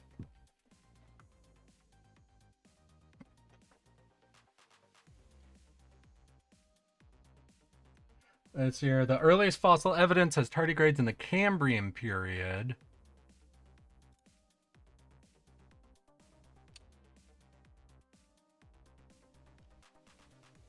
Reproductive life cycle, ecology and history. On land and freshwater, sea, eggs of residual species, more specialized distribution.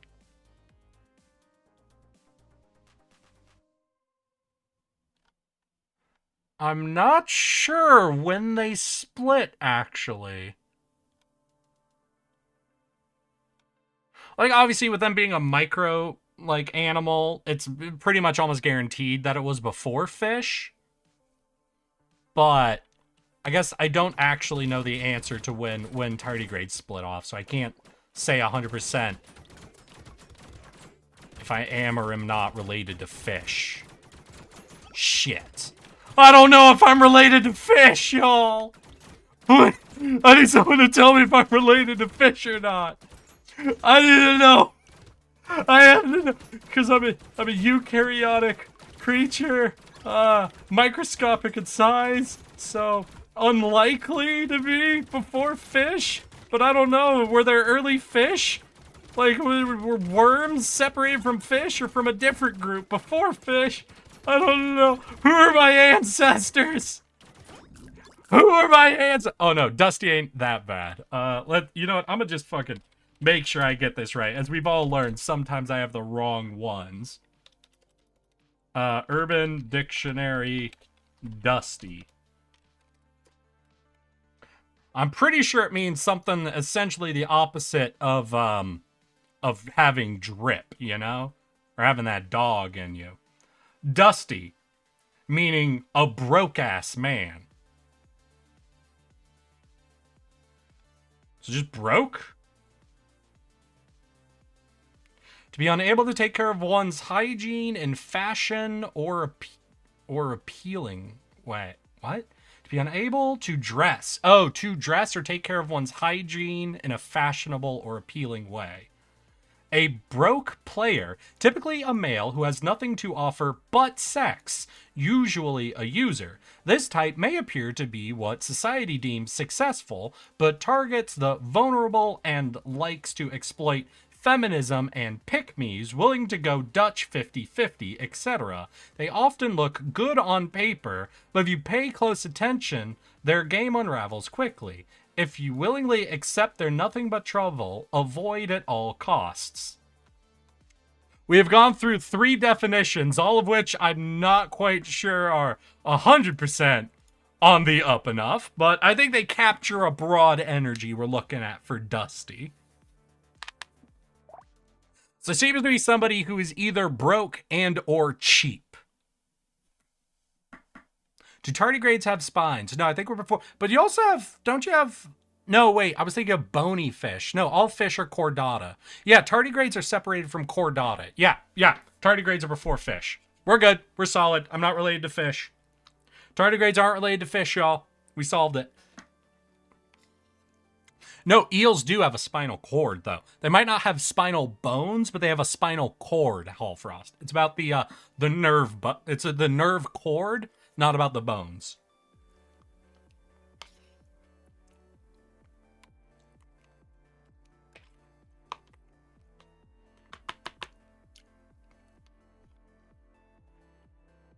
It's a dust or drip world. Well, no, because you can have drip, technically speaking. You can have, from the collection of definitions we got here, you can have drip, but still be dusty. If, for example, you have friends with a lot of, like, spendable cash, and they frequently gift you or you steal a lot of drip from your friends, you can present drip. You can, quote-unquote, have drip. To be fair, it's not technically your drip, but you can possess drip, but still be a dusty ass. You see? You starting to understand, Ultima? I hope so, because I'm taking shots in the dark here. I have no clue if that made sense or not.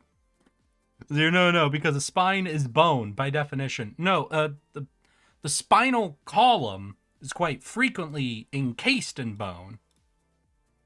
First of all, it doesn't have to be. You can have a non-bony spinal column. However, eels, I think, also do just have bones. Eel, spine, bone, image.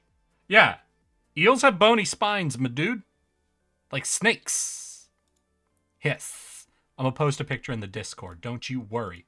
Don't you worry, Hallfrost. I got you. There you go. You know what? And I'll put it on Twitter. I don't know why I'm in this vibe right now, but eels, in fact, have spines. The more you know. I'm in a weird mood tonight, I guess. Yeah, so they're just dusty with some drip in that case. Exactly. You get it.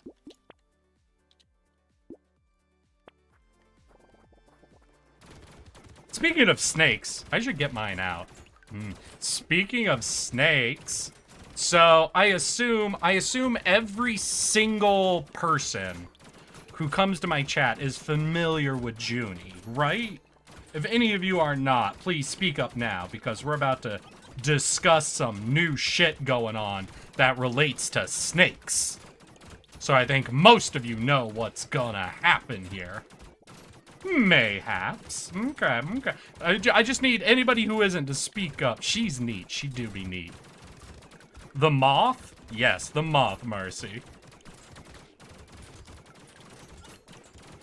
Wonder if I'm tanky enough to not fucking die here. I have a lot of dodge and health regen as the trees show up. It doesn't quite feel like enough yet. I don't know, do I need more attack speed or more damage? What's the problem here? I do seem to be infinitely tanky at this point, which is pretty nice. Guess we'll go with damage. Ooh, maybe I should have picked up that armor. Oh! Yeah, I'll take that.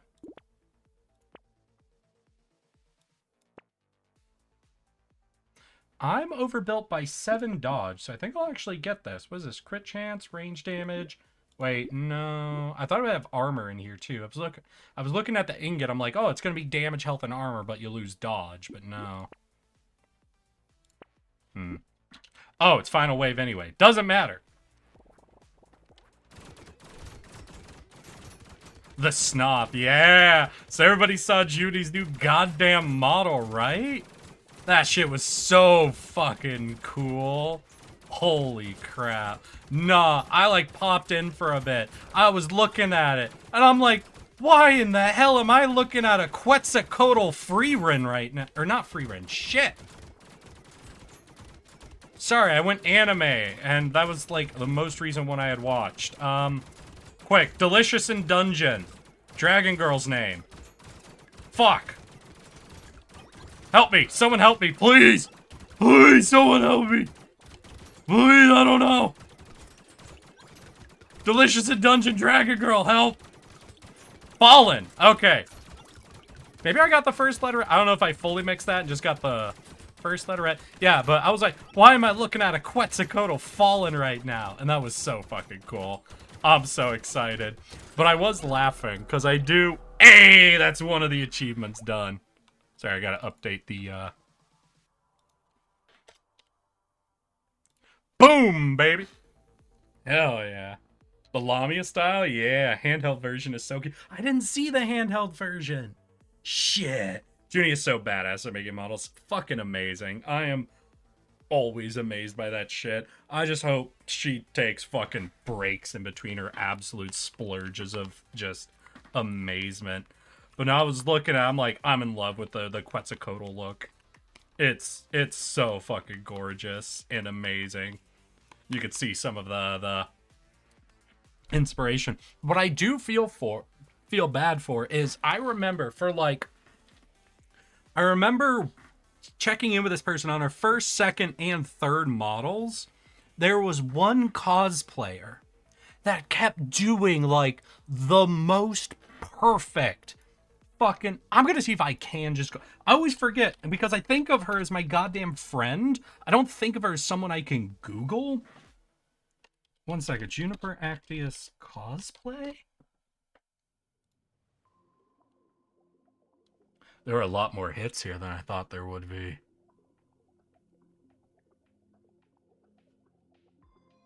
That doesn't look like Juniper Actius. This is an owl. What the shit is this? Who are you? Alright, whatever. Okay, where? Oh! Found her. At least I'm pretty sure this is her. If not, this person's also amazing. What is this? Fucking... Hishay? Rose Wolf Ash. Sure, there was a cosplayer that did like her first...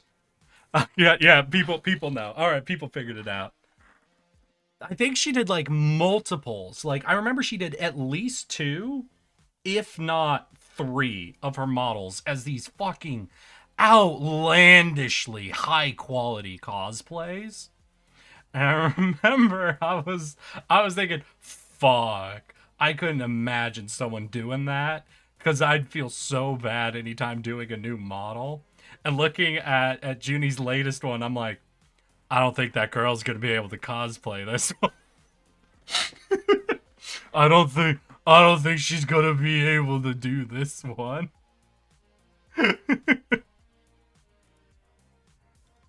Oh man. Alright.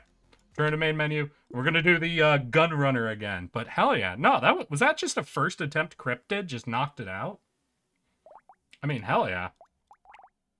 Alright, so arms dealer, and we just gotta choose. I think I'm just gonna choose ranged weapons. It gets a big damage multiplier, right?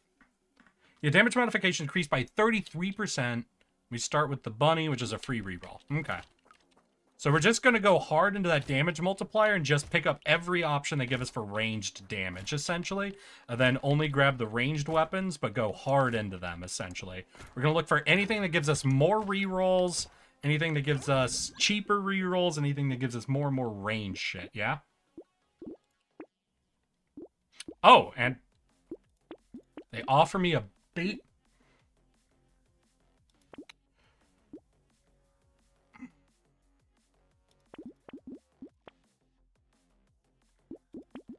All right, change of plans. We're doing a luck build, I guess?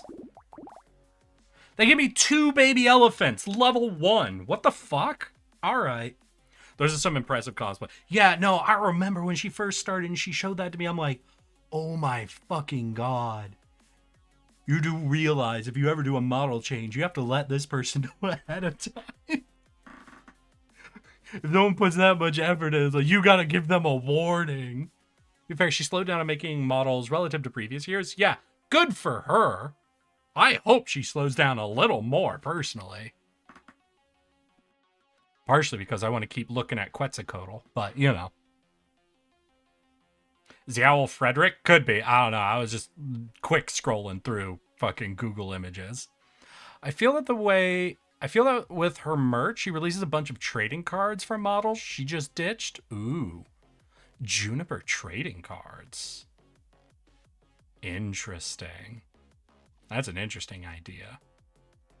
Oh, speaking of cosplay, I'm going to try to make a Roxy cosplay. Don't say anything else.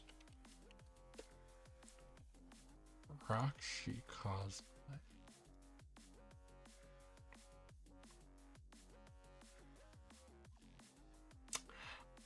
You need to look up Roxy cosplay on Google Images right now.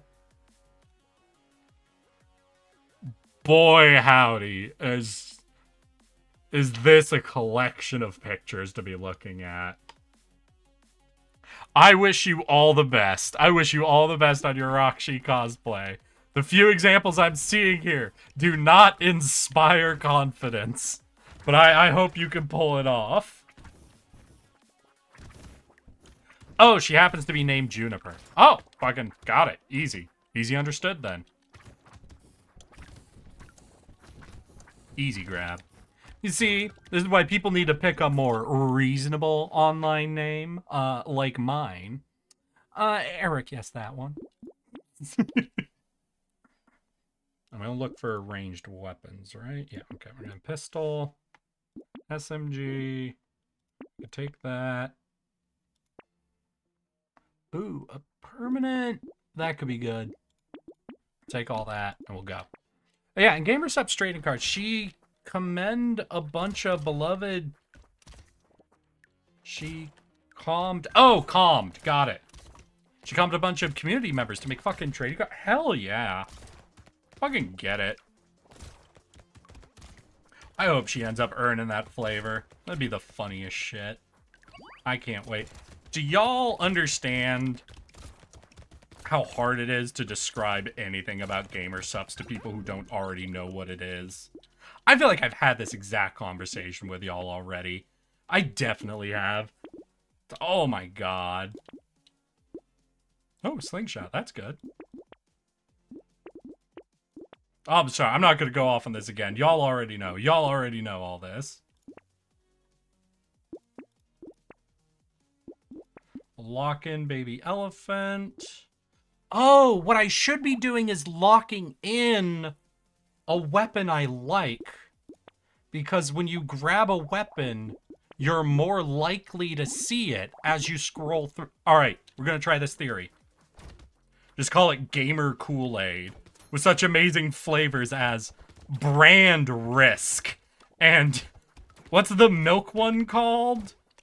Titty milk? Mommy's milk? I don't even fucking remember at this point. Raw meat? I remember that one.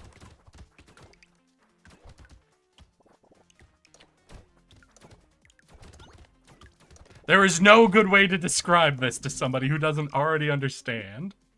Let's see. I changed most of my online names back to Alien Hurn, since Marciel is now more popular for Dungeon Mesh. Oh, Dungeon Meshi. Okay, so we grab this, and I think we'll be more likely to see it now. Oh, well, we'll take the...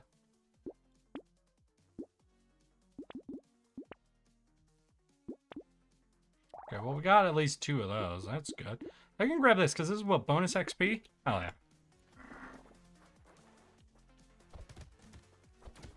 Dungeon Meshi. What, you don't like being associated with the internet's greatest fail girl? I love me a good fail girl. Listen, there are a lot of fail girls in anime. I don't think there's enough fail girls in anime, though. Get you a girl who really fucks up. That's what I say. Get you a girl who cannot succeed no matter what. Legally unaffiliated with Joe Biden. What? Oh, okay. Fail girls are the best. Lol. Exactly. You get it.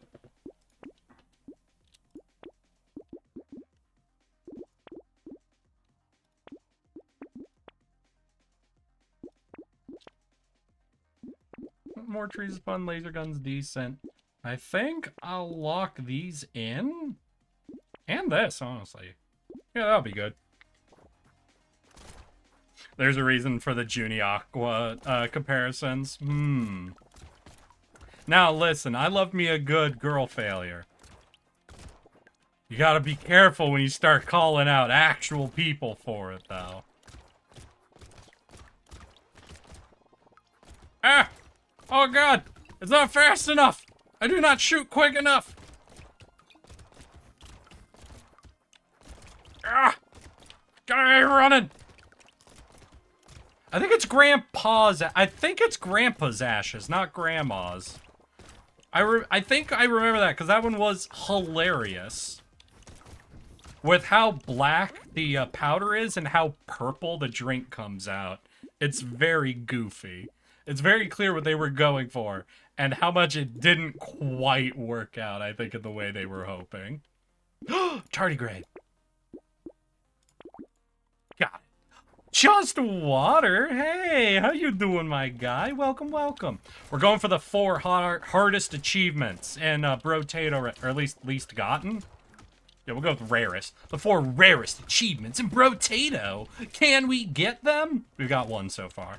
And I failed once so far. So, 50-50 is basically what we're at. It's been a while. Yeah, it has been. Not impossibly long, but a hot minute. I'm glad to hear you're alive. How was your fucking New Year's? Just water. I was looking at the site and Grandma's is right? Huh. You know what it is? Nope, I'm stopping and thinking. I have an image of, the meme Grandpa shrugging.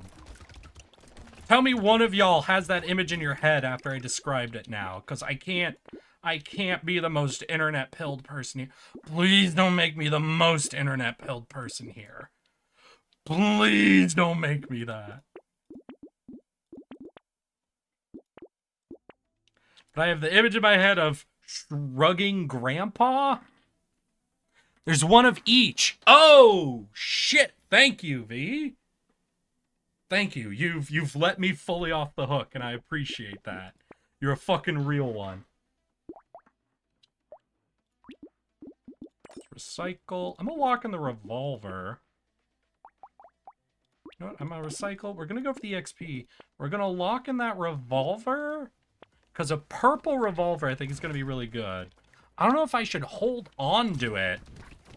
Ooh, that's another thing. If we see a really good weapon, do I try to lock it in and just lock up one of my slots until... Okay, I'm gonna do a quick check. I'm gonna do a lock-in and reroll and see if it rerolls my lock-in.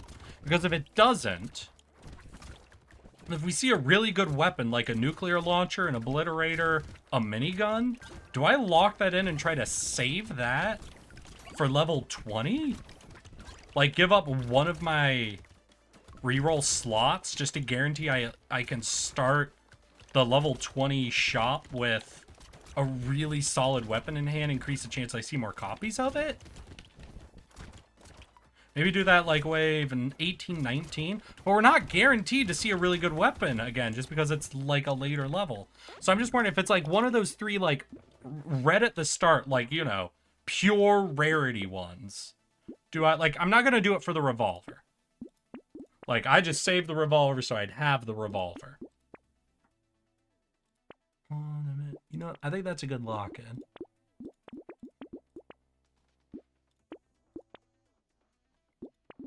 Okay, we'll set ourselves up for shotgun next wave. But I think if they give me, like, one of the real, like, OP weapons, I think I gotta lock that in and save it for 20. Like, it would suck that I didn't test if we kept our lock-ins after re-rolling. Shit. Alright, that's on me. That's on me. Lean Flavor G-Sups had Biden on the package. So the actual Department of Defense and CD sent a cease and desist to them. So they put the goofy glasses with the nose and mustache. I am so upset. I'm fucking hell. The government doesn't know how to fun. God damn it. I can't believe they really took fucking Joe Biden off the Gamer Sups cups. Or not the cups, the flavors. I was picturing the flavor, like, cylinder things, and my brain said cup. Well, I think it's close enough to be fair, but not technically right. I'm getting a lot of fucking tardigrades. I think I'm gonna lock in the Ghost Scepter to use for next wave. It was quite funny. No, that's amazing. Like, more companies need to be allowed to just fucking meme on it. Like, the goddamn Onion and, I don't know, I don't remember the name of the company that does, fuck. Card game. Auschwitz.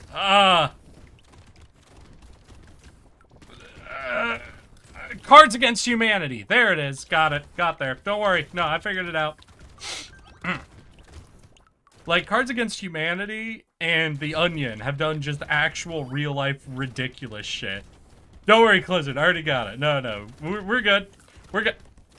I knew it. I knew it would happen. Trust the delay. Always trust the delay.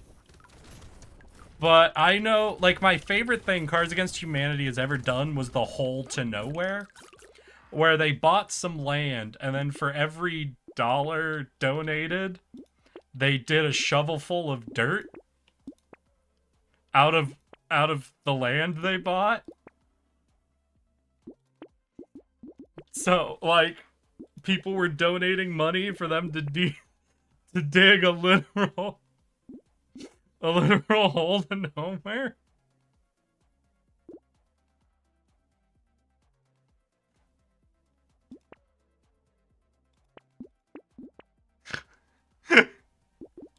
I'm sorry, it's too funny to me. That's the best thing ever. As a German, I had flashbacks that I'm technically too young for. I saw a meme the other day of someone who took a picture of Tinder in Germany. I think it was in Berlin. Like, is Berlin the capital? I don't know. Where it was a picture from Tinder where every single girl was taking a picture, like, on top of or in front of just a bunch of these, like, cement pillars, Marcy.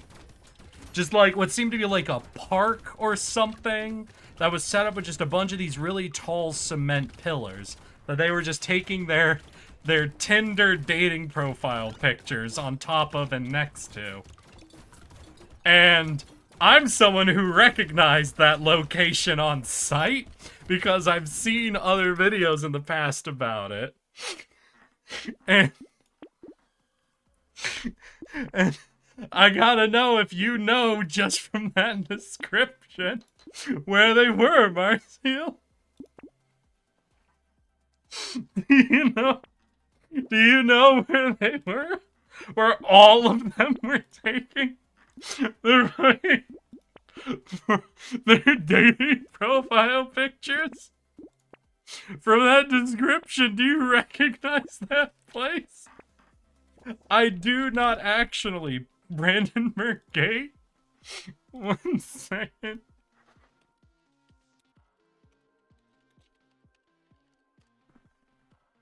One second. I gotta see if I can. I'm not gonna be able to find that meme again. Let's see here. German Memorial Cement Pillars.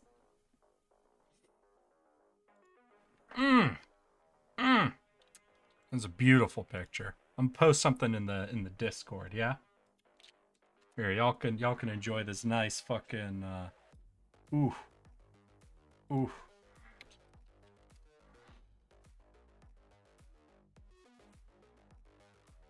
Oh, wait, I think I found a good example. Wait. Oh no. Yeah, as soon as I said the word memorial, I'm sure quite a few of you everybody here who's good at math at all and heard the words German and memorial.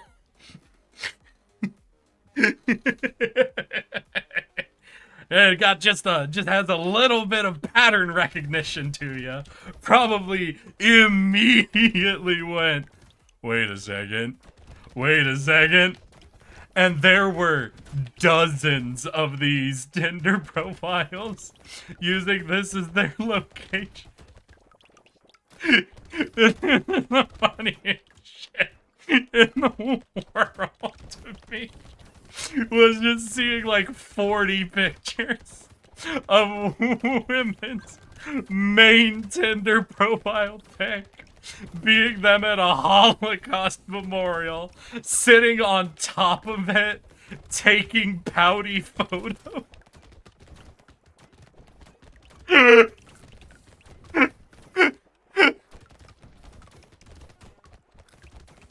Oh my god. Oh, humanity. Oh man. Amazing. Beautiful. I want to buy all of this. I'm gonna hold off on the tardigrade because I need to make sure I get weapons. I am not confident in this number of weapons. I might have overbought on my goddamn items. Oh shit. Luckily I got some good ones. Like I picked up the one that they're gonna shoot bullets now when they die. Right? What is this? 1 bullet dealing 12 damage is fired from an enemy's corpse when they die. Yeah. So I do have essentially extra weapon from that. We're gonna be hanging out by my fucking turrets this time. God. I think I've used up... Yeah, I've used all of my tardigrades. My health bar is no longer purple. Woo!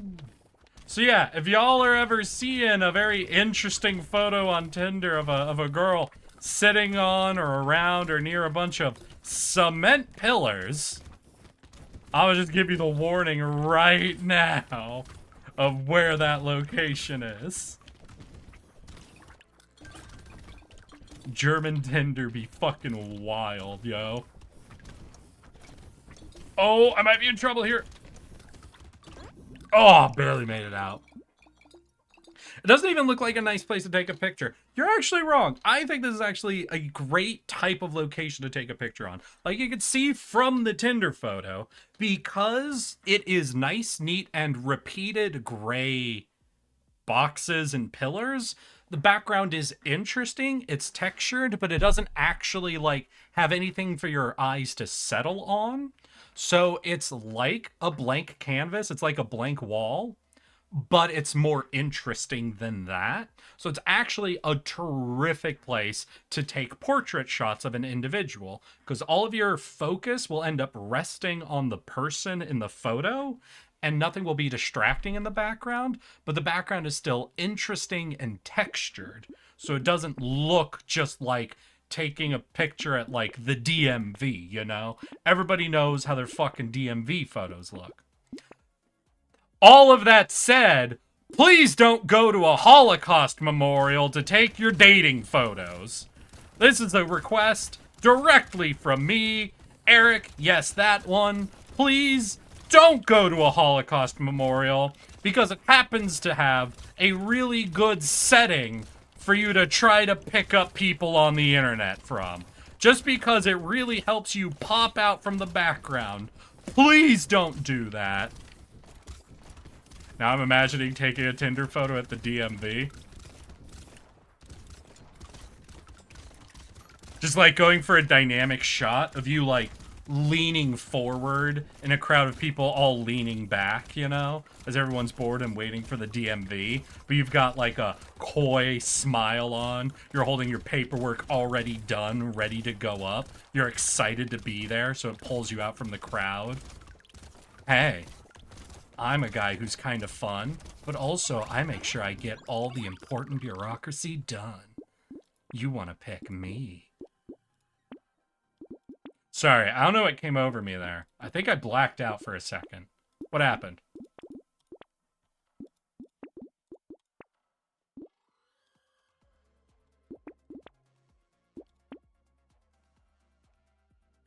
That seems good. I think there's a philosophical remark about death, love, and life or something. Yeah, probably. Yeah, you can make up whatever bullshit you want, yeah?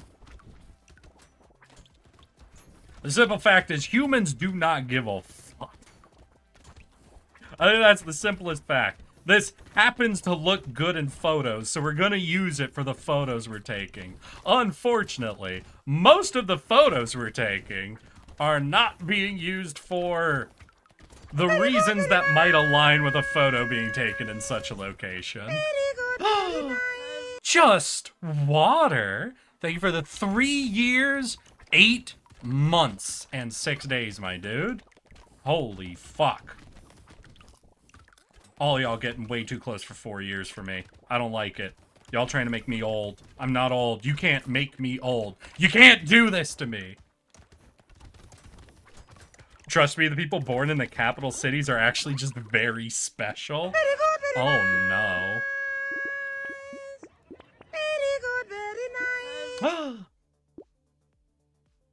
Alright, I'm locking that in. We're down 1 slot, and we can reroll, so that's good.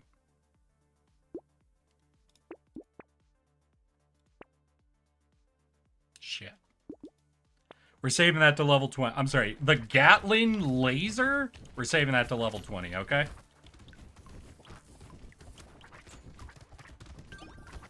I also think, wait, we have like 3 copies of More Trees and a Pocket Factory. So even without like any good staple weapons, we do have something we can lean on a little bit. Do I have the shirt that gives me instant tree kill? I do not. So that would be good, but not super necessary, I guess. Luckily, I also have like 4 tardigrades, so I can fuck up a lot and not get punished.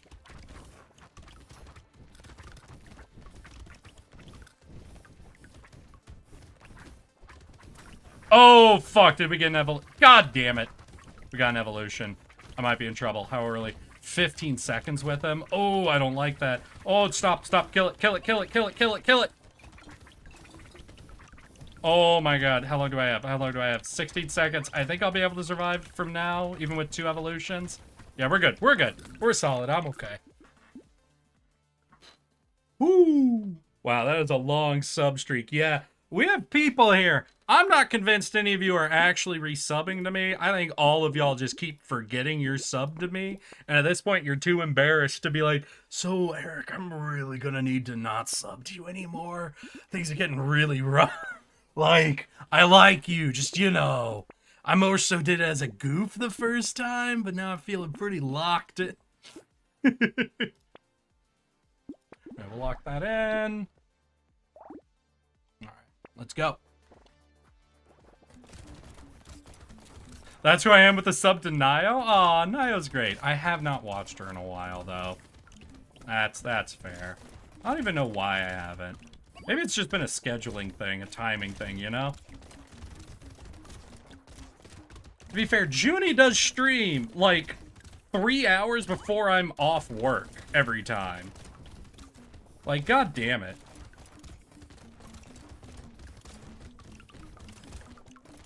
Maybe that's the problem. Maybe the problem is I live on the West Coast. That could just be what the issue is. Even for all the American streamers, I am in the last time zone. Well, no, the Alaskan folk are in the last time. Well, no, the Hawaii folk are in the last time zone. Then Alaska. Then me. You know, I'm pretty lucky to be as lined up with most of Americans as I am. That is pretty cool. What were we talking about?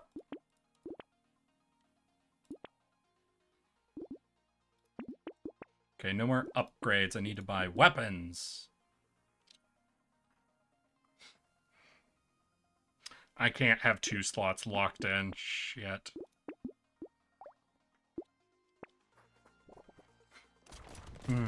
Subbed for the bit, but the bit went too far. Oh man, Ultima, no, man. No, you can't do this to me, please. Please, you're one of my mods! You're not allowed to unsub! Wait, that's what I gotta do! I just gotta keep modding all of y'all until you feel too guilty to not unsub to me! It's genius. I will be inescapable. I am inevitable. I am that one. Nio just had her birthday. Fuck. Damn. I love Nio. Just been disinterested since the whole dupe. Lotus, shut the fuck up. Both of us know you're not real. Eric, I would advise against modding me. Why? Make your case, Just Water. I don't know if this is a reverse psychology case or a real case, but make your case. And Hallfrost, do I want to know? That sounds like a whole lot of drama I probably don't want to be aware of. But listen, you watching me, she ain't, so you know. If you want to rant, I won't stop you. Fucking Lotus out here trying to bait someone into gifting him a sub, in spite of never doing any mod activities in his goddamn life. Love you, Lotus. Giving me mod powers is like giving a gun to a baby. How small of a baby? Because there is stage of baby where they won't be able to do anything with a gun. You know, if it's unloaded, you can give a gun to a toddler. I'll ban you, motherfucker. You can't ban me. Wait, no. Lotus, if you ban literally everyone who watches me, functionally, have you banned me? And something to chew on. Something to think about. I'm sorry, I'm eating yogurt right now. I don't even know why I stopped playing to eat yogurt.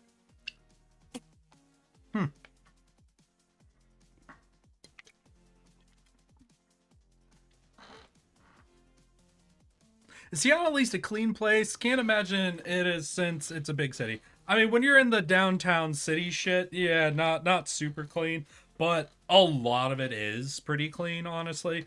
Especially the surrounding cities, because you have Seattle, which is on one side of the lake. Then on the other side of the lake, you have 3 different cities that are, I think, north to south. I think it is Kirkland, Bellevue, Redmond, though I might have mixed up 2 of them. And honestly, like, the outer cities are shockingly clean. And like, I went to downtown Bellevue last New Year's, and I told y'all that story, but downtown Bellevue is bougie as shit.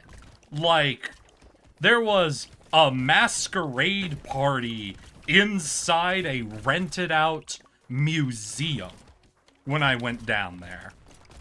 There was a invite only masquerade rave in a museum. That should give you the level of fucking downtown Bellevue, okay?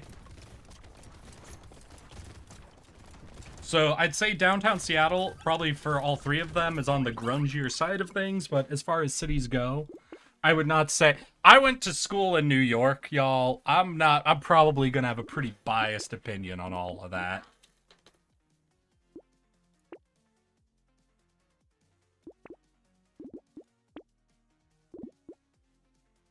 This is wave 19. Alright.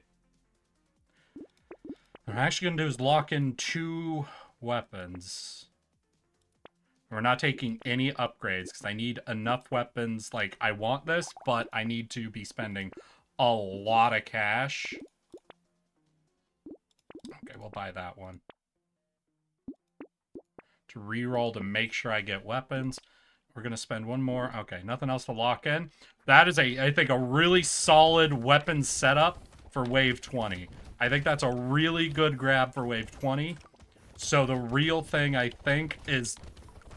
We got slingshots, which is a really good carry weapon. But we're not all slingshots. We're 4 slingshots.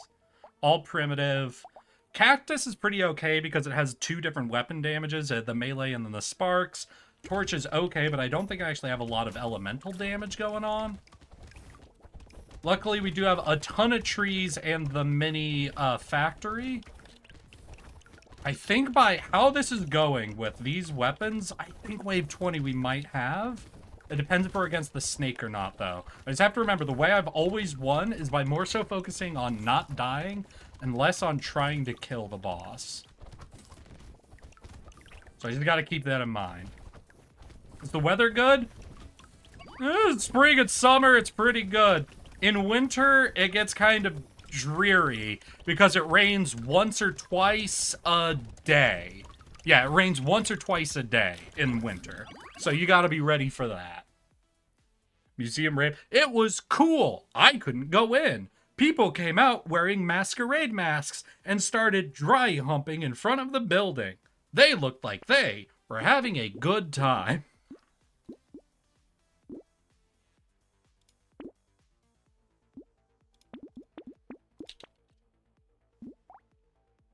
Legendary. Damn.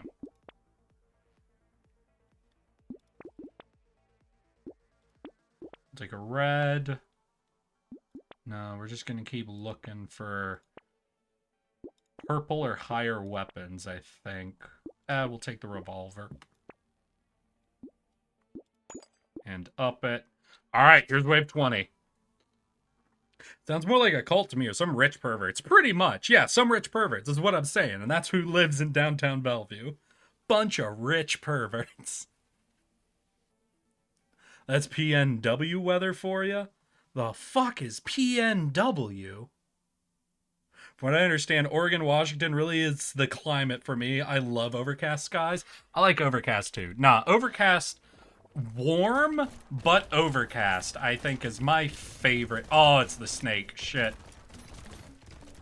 Ah, no, don't hurt me.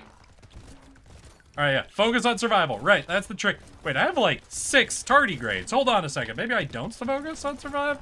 Nah, we focus on survival. The tardigrades will cover me if I fuck up. So don't waste them going for damage. Hey, that's 2. Fucking did it. Hell yeah. All right. Who are our last 2 rarest achievements? So let me go ahead. Let me get the photo. So it is the gun runner, the cryptid, the fisherman, and the sick. All right, so we have the sick and the fisherman. Which one do y'all want to see? Give me the first. What I understand, yeah, Pacific Northwest, pretty much. Yeah. Ah, good night, Marcial. Have a good fucking evening and weekend, my dude. No, why do I have a ping? Oh, I see why I have a ping.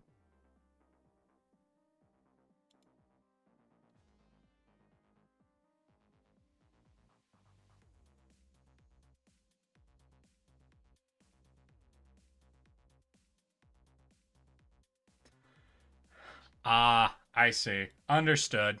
Nah. I have heard a lot of people within within like the space end up taking on like a lot of people, especially when they're setting up for things. Like when they're setting up the first time, and then that it gets followed up with like, you know, a big sweep like that. Yeah. Ah, but I'm sorry that happened to you, Hall Frost. Sick. Make the fish fear you. Oh yeah. Look at me. The fish wanna fuck me and women fear me. Let's get it. So what we got? Plus 5 max HP, plus 20 harvest. Shop always sells bait. Minus 100% bait price. Plus 2 harvesting for every bait you have. Baits make some special enemies spawn throughout all future waves. Less materials from enemies. Clearly we're buying bait, but I don't know... Is bait the plus 8% damage? And it spawns a bunch of worm things right at the beginning. Hirobagu, I think that spawns worms. Are you aware of this? Do you know what bait does? This feels like a U item. Sorry. Now whenever I think of fucking like worms or leeches or whatever, it's... Yeah. Okay, so plus 8% damage. And they're in every reroll. But they're going to spawn a bunch of enemies at the beginning of the wave and in future waves.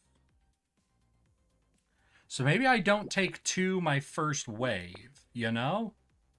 Maybe 2 is too much to take on right away until I've done my own scaling. Because it's going to give me 8 damage, or 8% damage, and then spawn these tough enemies. Yeah, if I had taken 2, I'd been fucked. Hero, call him off! Call out Hero, please! Okay. Alright, yeah, that's... Okay. Alright, I see. I see. I get what's happening. I see what's happening here. Alright. Okay. Once you have enough damage to insta-kill them, though, then you buy like 20 of those every wave and get like 800% damage bonus. But you really can't take them early.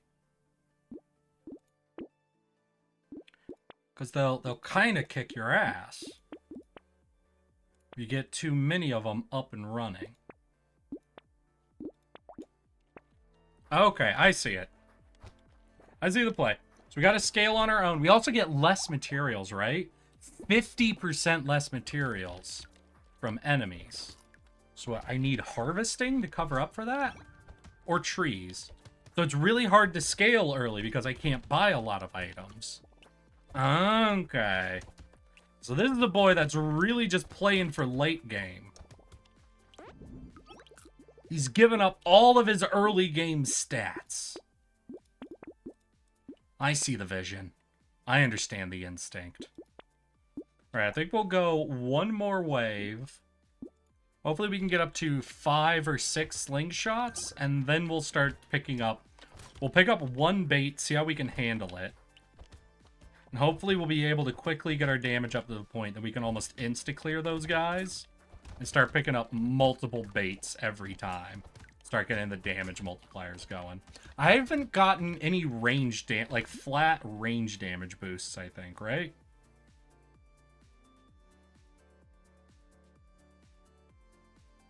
Yeah. So that's going to be a bit of a problem. We need to get the flat bonuses so that the multiplier actually has something to apply to. There we go. Alright, I think I can we'll take 1 bait. And we'll see how we do with 1 bait.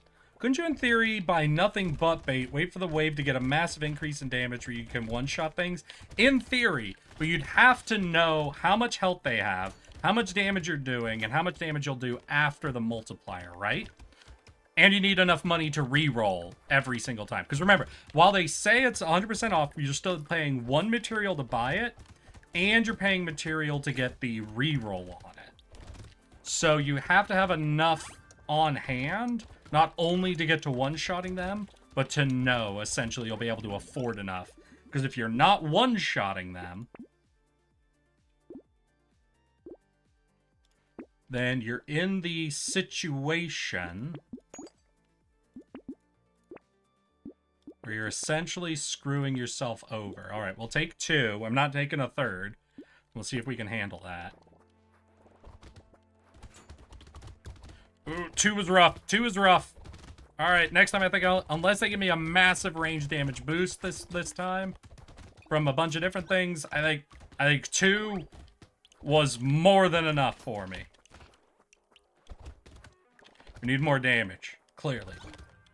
Oh, then we just buy 20 baits. We'll have enough damage then. But yeah, in theory, if you knew you were over the threshold, or you would be over the threshold, if you bought enough of them, then yeah, you could just buy enough of them. But I think getting that math exactly right is like the win or lose of this.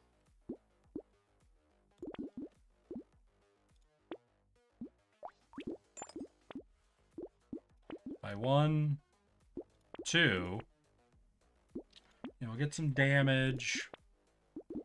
Lock you in. We'll have all blue. We got what? 1 per chance for loot aliens. 20% movement speed for loot alien. Oh yeah, we'll take the whistle then. Gotta go to dinner? Hell yeah, Clazer. Get yourself some food. But thank you for making the start to the weekend such a good. Oh, thanks, Clizzard. I hope you have a good fucking year coming up for you. I hope you have a good dinner too. Happy New Year, and I hope you have a great fucking weekend, my guy. Wah. Y'all can't be wholesome with me. The entire vibe here is sarcastic, pedantic assholes. You can't fucking give me whiplash like that. Like, emotional whiplash is what's happening here. I hate you. Hate all of you. Thank you. Thank you, Clizzard.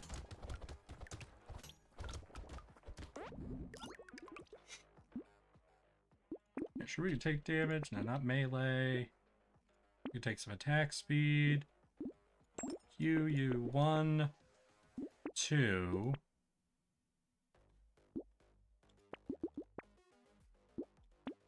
Alright. And I think we might be on the verge of starting to get more than 2 of these. We're pretty quick to kill them, but it still takes at least 2 shots. We're fully loaded up with slingshots. So we're throwing out 6 bullets that all bounce pretty quickly. Yeah, I think this next wave, I'll take a shot at 3 baits. And then if we survive 3 baits, I think from that point on, it's maximum bait purchases, essentially. Ooh, right. Things can get cursed, though. Which gives them even more than baseline health.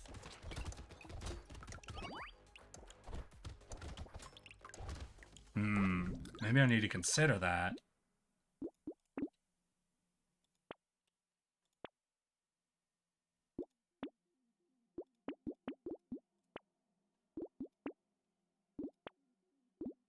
Okay, we'll take 3. Lock you in, lock you in. No, we're probably not going to piggy bank. But we'll lock in that slingshot, so we'll have 2 purples. Oh my god, 3 sucks! Oh my god, I hate 3! Oh, fuck. Alright, now we did almost fucking insta-clear the wave. Not quite. What I think I really need is range, actually. I think that's the big thing, because when they spawn in, they have a few seconds before they attack. But because so many of them are spawning in, if I'm not right up on them, I'm not attacking right away. So they get the opportunity to attack me. So we want range attack speed now, more so than flat damage? I still think we need a little flat damage. I think we're still taking 2 to 3 shots. But I'm realizing range and attack speed might end up being more important than the damage, with how close we are, I think, to the breakpoint already. It'll be more so about hitting them before they start attacking.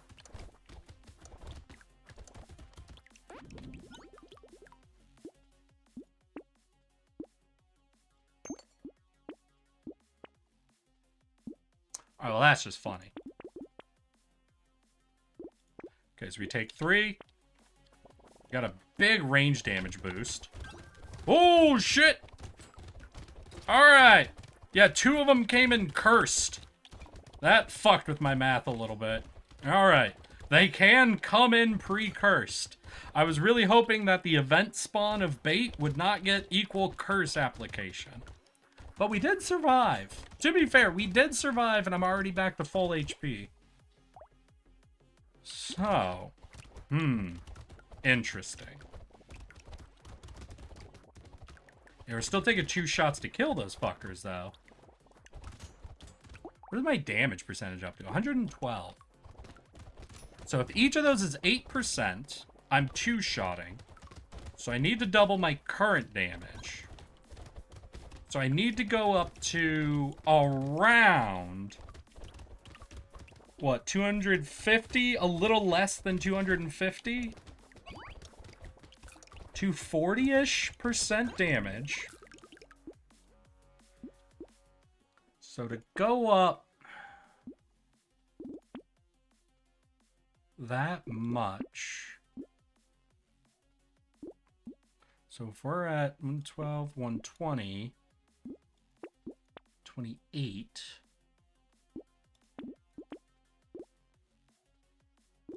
136. It's range damage minus some damage. I think I can take on 4. Because we got a massive just flat range damage boost this time through. Yeah, it could be I'm doing like 60 day. Agreed. Yeah, I'm still needing 2 shots. But I think we're really, really close. I think if I get another massive flat boost, or if I just do go one more wave of only 3 or 4, then I'm set up to just 1 pop through.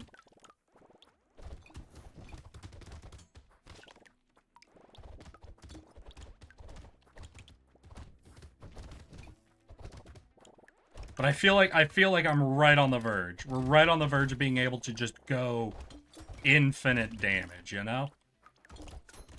And then I have to remember to not buy any of these before wave 20. I do not want to fight a boss and like 30 of those things come in. Then again, if I'm already at the point where I'm like one-shotting them at long range quickly, I guess it doesn't matter how many of them there are. Especially with the bouncing. 3 range damage. Alright, that... grabbing the 3 range damage there.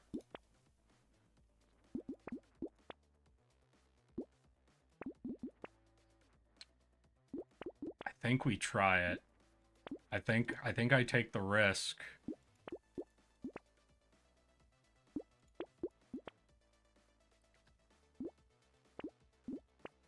Because what did I say? I wanted at least 220, right? No, it was closer to like 240.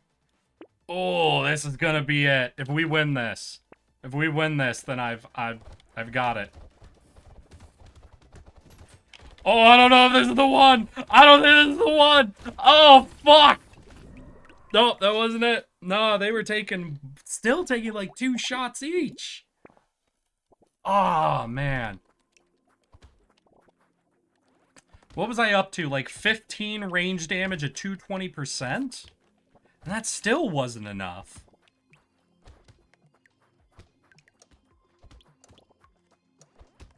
Huh. Are they getting tankier as I... No, that wouldn't make sense, right? Right! That... No, I'm not taking one yet.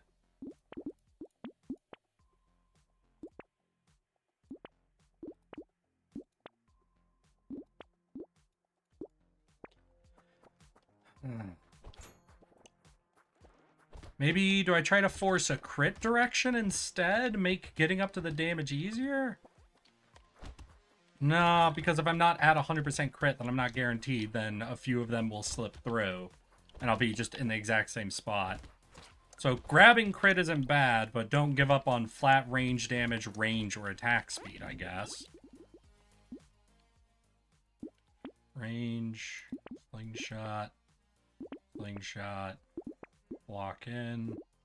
Lock in. I think I'm going to take 1. I think with 5 slingshots, I can take 1. Like, we're not gonna do well against it, but, you know, getting that % damage in early. Yeah, I think the range was actually super helpful. I think that was a big thing, is I hadn't been taking range that much. And you can definitely feel that when the worms, because the worms need to be certain close to you, I think, before they attack. Yeah, see, if I'm staying fully out of range, he never does the dive attack.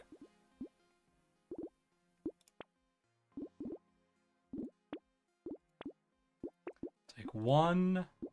Right, damage.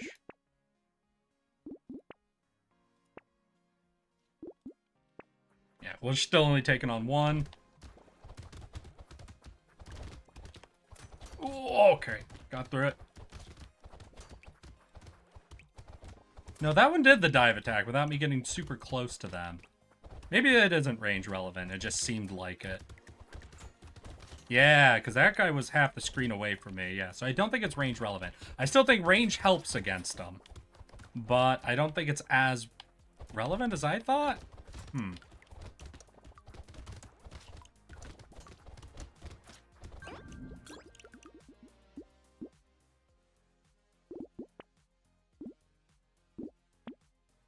Okay, take that, take 1. Range, ooh, shit, lock you in. Can I take on 2? I think I'm gonna try to take on 2. I don't think I'm super set up for it, but I think I can barely survive 2. Which is really, you know, which is really all you need, is just to barely survive, you know? That's the perfect use of resources, barely surviving.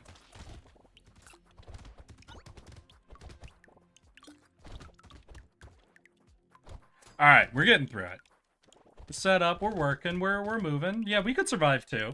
We could barely survive 2. Do I grab 2 every time then at this point? Probably. We gotta get ourselves up to, what, 15 range damage? Do I have no range damage? Shit. And 220%, so we need to start building. I don't know, do I play it the other direction now? Do I play it like just highest risk reward instead of trying to get to a specific number?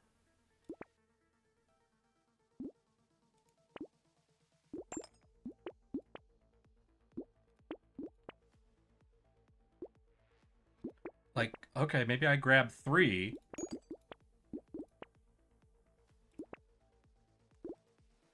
And just try to push myself to the very... Yeah, you know, if you win at 1 HP, that was the perfect amount, right? Health is a resource. Health is a resource, and boy, did I spend it. Alright, no, that's not the play. So we figured out that's definitely not the play. Could also look at getting harvest. Like, we're getting less materials than any other class. So maybe it's I gotta do the harvest play earlier instead? Harvest moon in this motherfucker, you know?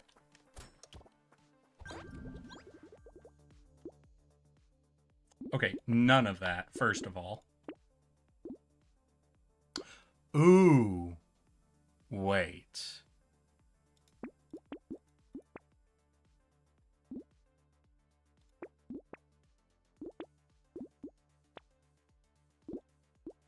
This boy might change the game a little bit.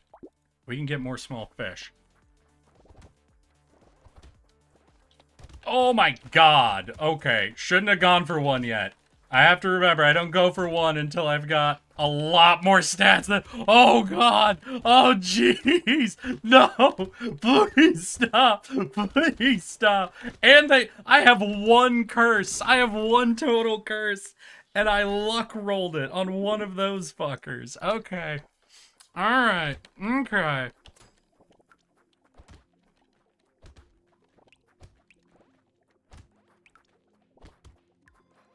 Got it. Don't go for it. Don't try to go over risky over early. Understood. Message received. There's range damage. There's range damage.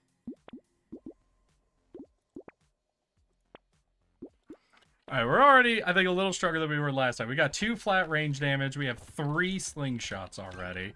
We're still gonna, I think, take 1 more wave before I go for any of those. There's the little stronger first 2 levels, I think.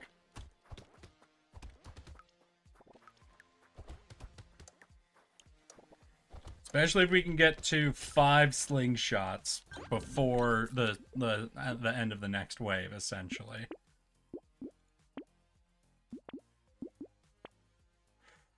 Ooh. Oh.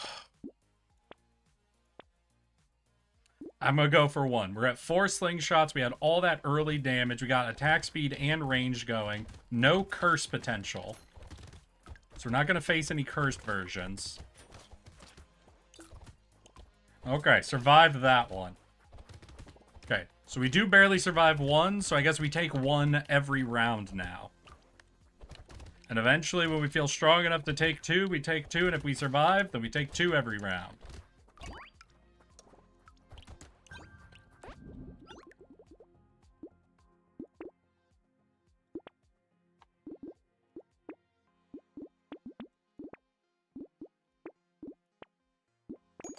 Alright, we are full on all that. We'll lock it for the turret, lock it for the slingshot. We grabbed our 1. I think we're going to go at least 1 more round before I even try 2. We're going to have 2 blue slingshots starting the next round. We're going to have a free turret on the field. If we get some flat range damage, I think then I'll be pretty confident to go for 2 next round. But if we don't get any flat damage, we're going to be in a bit of a spot then. A spot of bother. We're going to be out here on Tuesday without a license. I don't know what's happening to me. Fuck.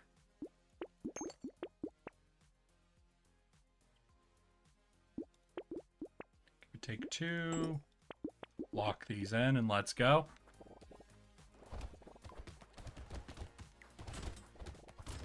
Oh, fuck. Oh, shit. Well, glad I took a little bit of dodge. Oh, okay. Oh, we're good. We're good. We're fine. All right. We could barely survive 2. So we take 2.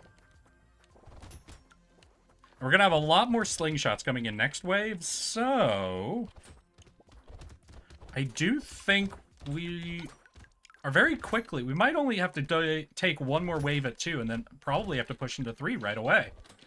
I think we might have the power to very quickly transfer into 3 this time.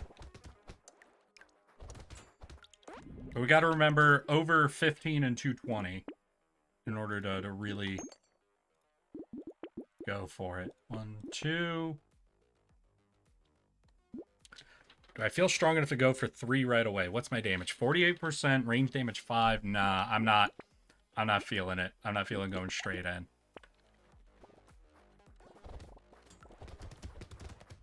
Yeah, I'm glad I only took 2. Holy crap.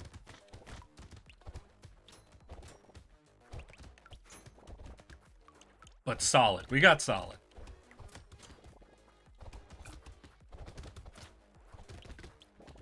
I also think I need to start picking up something like lifesteal, a little bit of at least. HP regen, something for the tanky stats. Our furthest round so far, I had quite a shocking amount of lifesteal, I think, already built up. And then the bouncing slingshots also make lifesteal very, very efficient with multi-procking.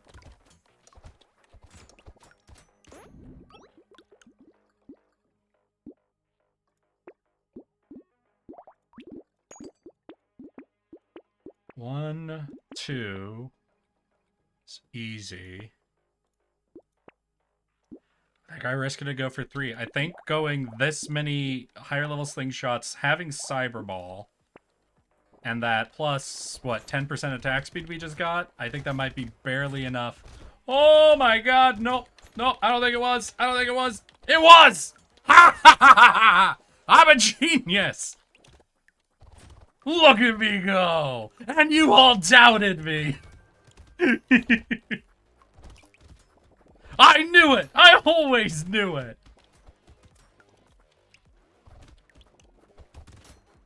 Alright, here we go.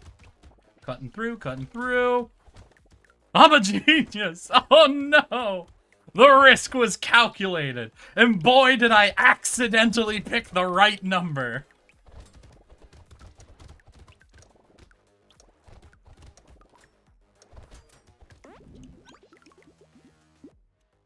Am I happy I flipped that coin? Okay, so 1, 2. I think I'll take the lumberjack. 3. It's a good upgrade. Ooh. Lock you in. Lock you in. Alright. Still going with 3, but I think if I get that lifesteal and that extra fucking purple slingshot, we might be able to go for 4?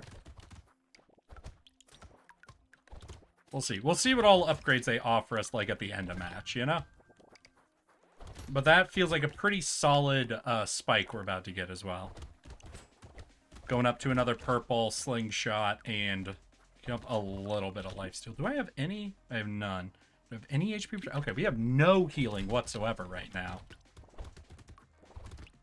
But we are peeling through them pretty quick. What are we at for range damage? 7. Damage 96. So we're getting close to where I was when I was first starting to calculate stuff. But we were around 15 and 220 when we failed to wipe them out. So gotta keep those numbers in mind. Let's flip a coin to survive a nuke. Hey, if we fuck up, it's not like you'll be able to yell at me afterwards.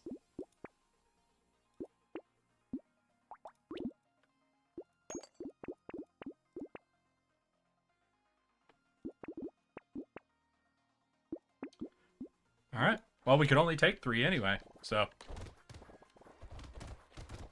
Oh god, we got curse going. We have curse. Oh shit.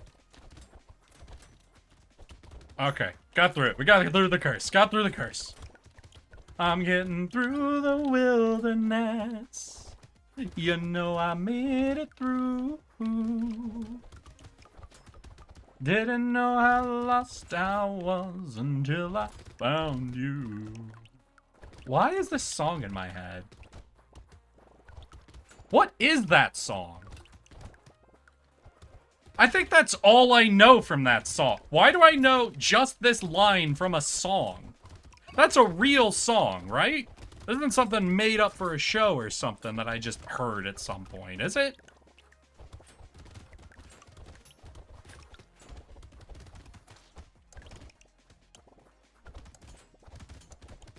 Don't know. Fair. You know what? Fair answer, V. I started watching, so I've told y'all that I sometimes watch EU4 players. The main one I'd watched for most of the time that I was a dude called Arumba. And eventually he played a mod for the game that I'm in love with watching. And it's called Anbanar. Basically, and it's not 100%, but it's basically introducing like D&D races and fantasy elements into the EU4 game. But he doesn't have a lot of, like, when he played a lot of it, but I was watching, so I've gotten through his content, and he hasn't done it in a while. And my craving got so bad, I eventually found someone else who also has done a lot of Anbanar live streams recently, and I'm happy. But as I was watching, I know it was parodied by Weird Al. Right! Wait, hold on.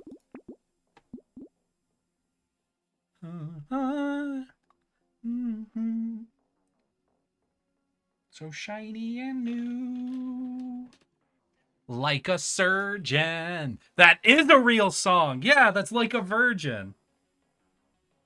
Huh.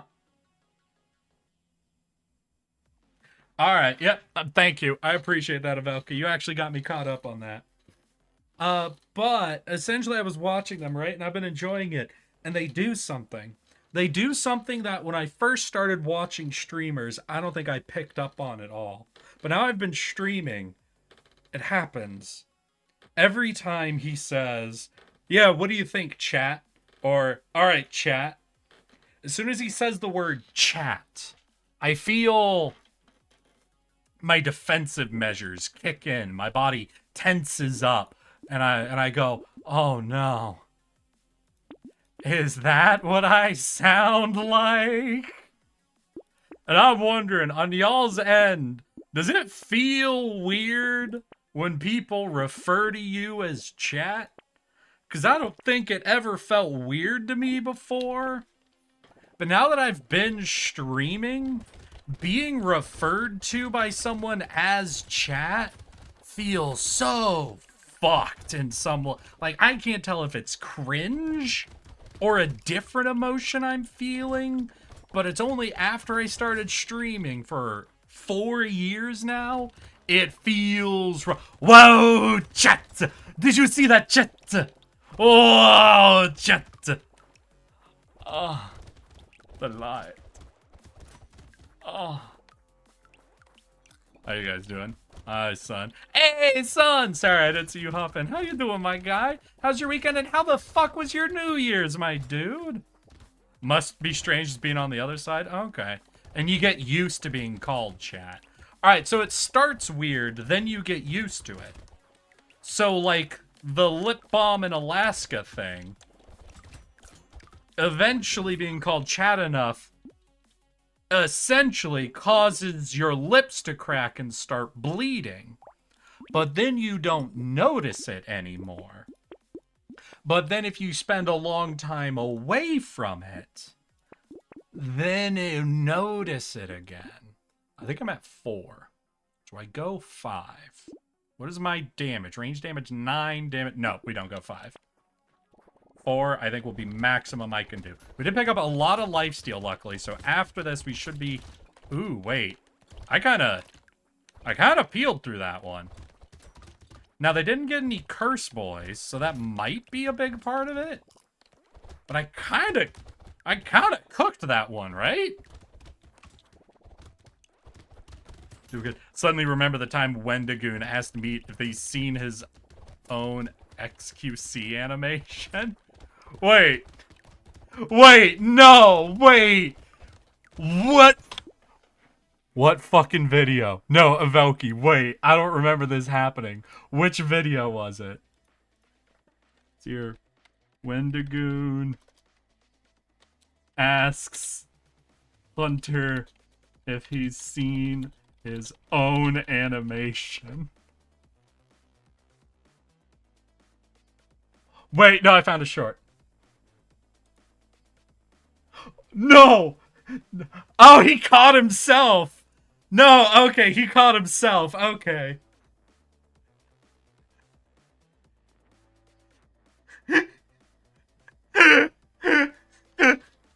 Oh, I'm so happy he caught himself before he went, like, full on that.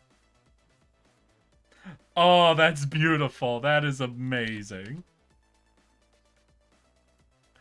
Holy shit. I forgot. Don't worry, I found the short. I found the short of Elky. Lotus, did you remember that happening? I don't know why. Maybe you know why, but I don't know why. Just anytime anything happens with Wendigoon, I assume you know. Maybe this is an unfair responsibility for me to foist upon you. Yeah, I do. Okay. I'm glad that matches up at least. We know we can do 4.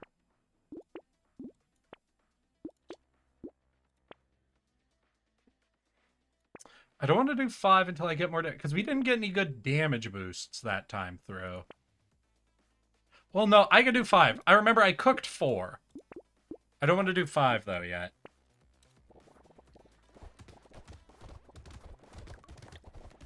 Alright, already burned my nullify. So yeah, 5 is, I think, definitely the maximum I can do. Okay. We're good. We're good now. But that was definitely... What is my damage at? Range damage at 9%. Okay, we're over the 220 on the percentage, but we're still below on the flat damage where we were. But I do think if I get a little more flat damage, maybe a little more dodge or HP regen or lifesteal, you know, a little more tank, a little more flat damage, we might be at the spam by bait stage. Okay, but they are starting to come out with curse now. That's significantly harder to deal with. Chat is the real chat. Is the real chat. My eyes, chat. I need the views, chat. I cannot see my views, chat. I'm sorry. I need to not do that. I need to not get set off like that.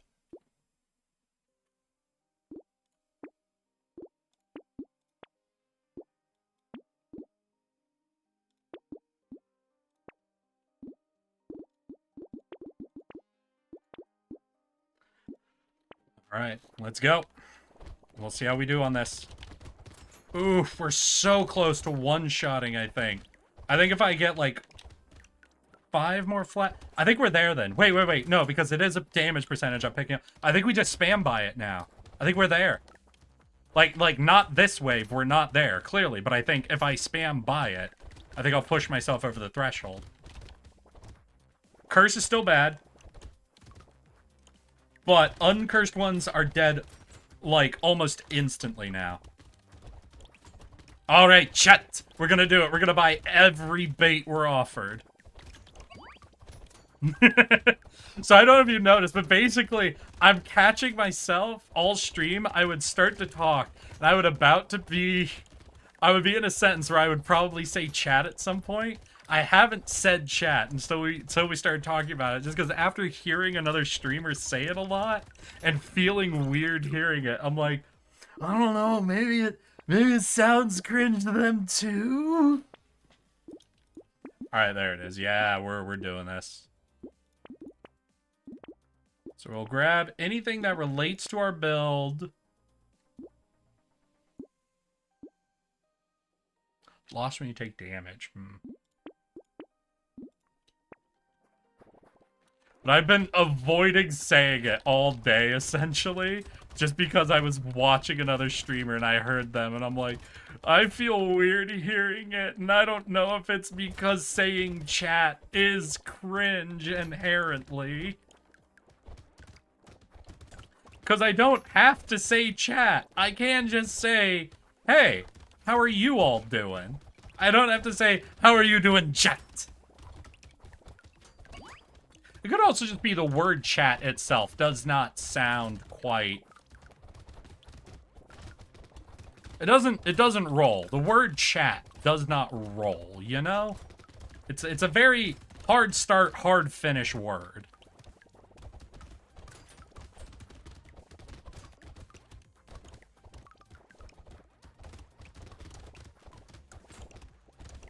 No, I do like to call y'all fucks, though, and that's a pretty hard start, hard finish word, too. Yeah, it's probably just because, like, I got out of used to hearing it. Damn.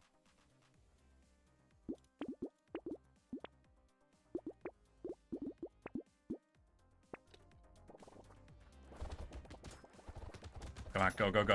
Okay, we're a little slow on killing it that time. Don't know if that was just me falling behind in damage or something else, though. Maybe it's an attack speed thing now? Less a raw damage, more just getting enough shots out to clear them quick.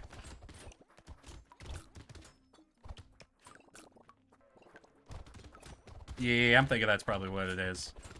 I'm still probably going to take another big bump in damage, because I'm not quite feeling the insta-kill on it. But I'm going to lean more so towards attack speed at this stage. Oh, what it might be... No, I was about to say maybe one of my slingshots is a rank up from the others, so one of them is at the damage it needs to be and the others aren't. They're all the same rank. Yeah. Or maybe is health not 100% consistent? Like, are some spawned with just 1 or 2 extra health to others? That wouldn't make sense. I don't know, it doesn't feel like I'm one-shotting, but...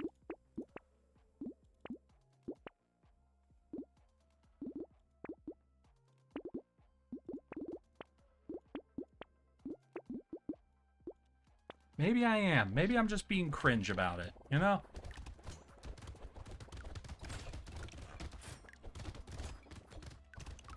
Alright, yeah, we're clearing now. We're clearing. I think it's just attack speed. I think that attack speed is just catching me off guard.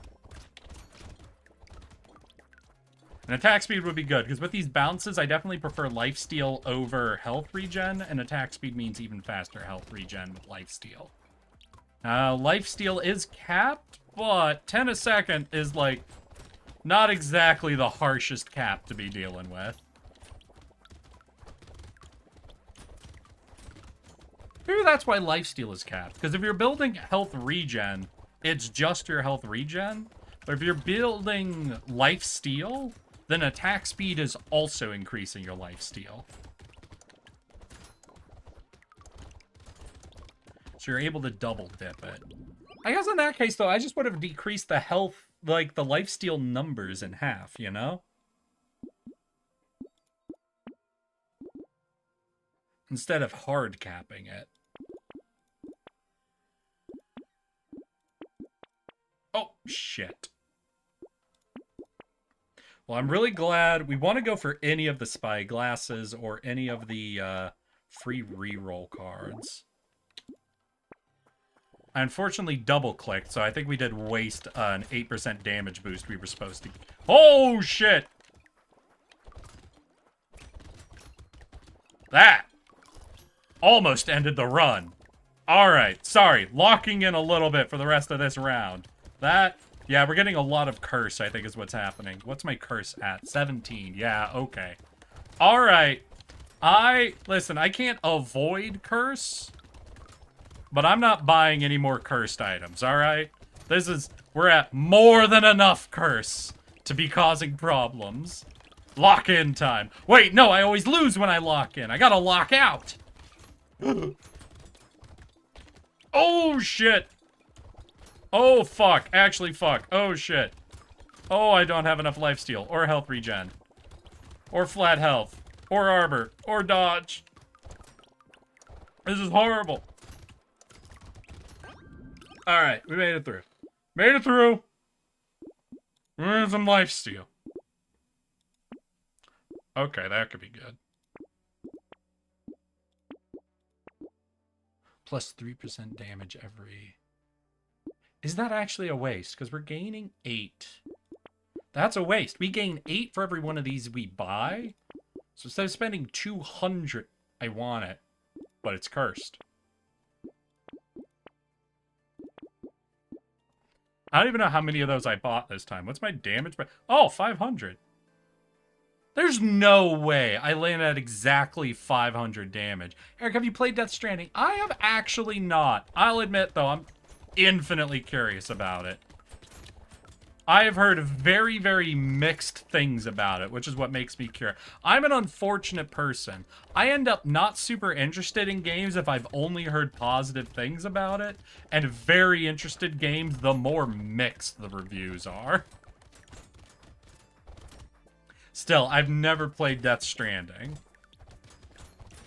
Should that go on the list? I currently have a list of games I'm planning on playing. I have to do Brotato, because one of y'all bought it for me. We have to finish Brotato. I have to put in the effort to get back to where we were on Disco Elysium so I can continue playing Disco Elysium. I recently got a game that came out on a massive discount. Not saying what it is, but I've seen someone, like the first part of someone playing through it, and it looks fucking hilarious and kind of reminds me of Subnautica. And also, I've been thinking about doing another take on the,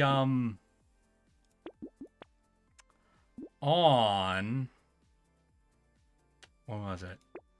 Total War Shogun 2, trying to do take another shot, essentially, at, the, Black Powder and Faith run, you know? So I've got, like, 4 games I've been thinking of.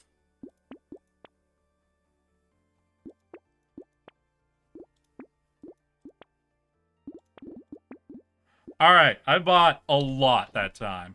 But this is wave 19, so it's our last chance. We went... Okay, I was a little scared I was capped at 500 or something, because I didn't understand how I could have possibly landed at exactly 500.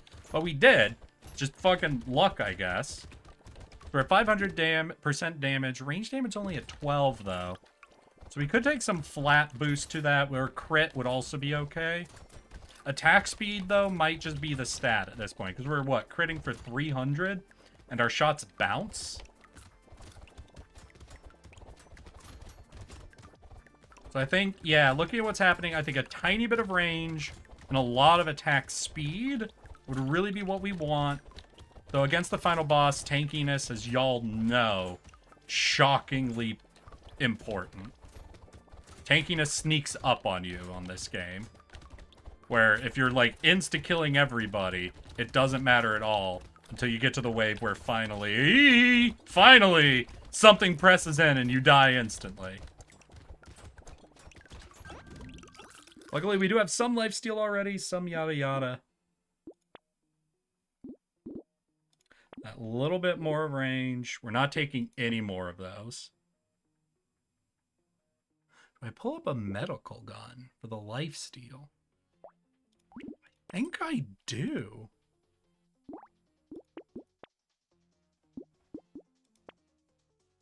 Yeah, just like one medical gun.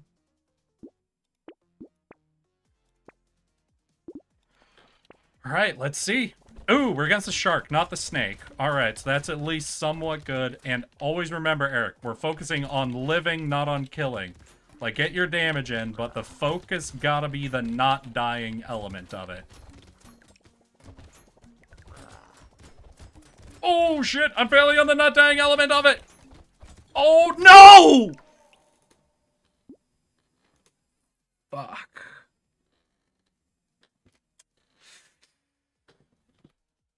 Alright. Alright.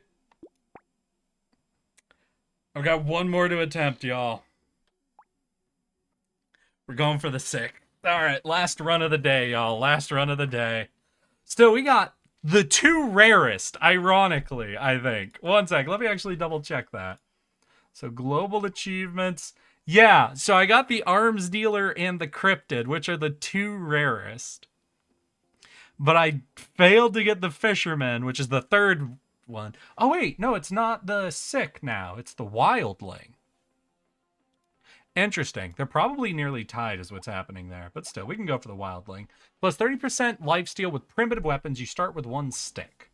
Deals plus 4 damage for every stick. We have lifesteal. Primitive. Yeah, there's slingshot. Fuck the stick. Make it a good run. Bruh, we're going with slingshot again. We're getting bounces, and we're starting at 30% lifesteal. That's insane. So we just want, what, flat HP? And slingshots and attack speed. Yeah, this dude's gonna be tanky as shit. Holy crap. That's a GG already. That's my opinion. Yeah, attack speed.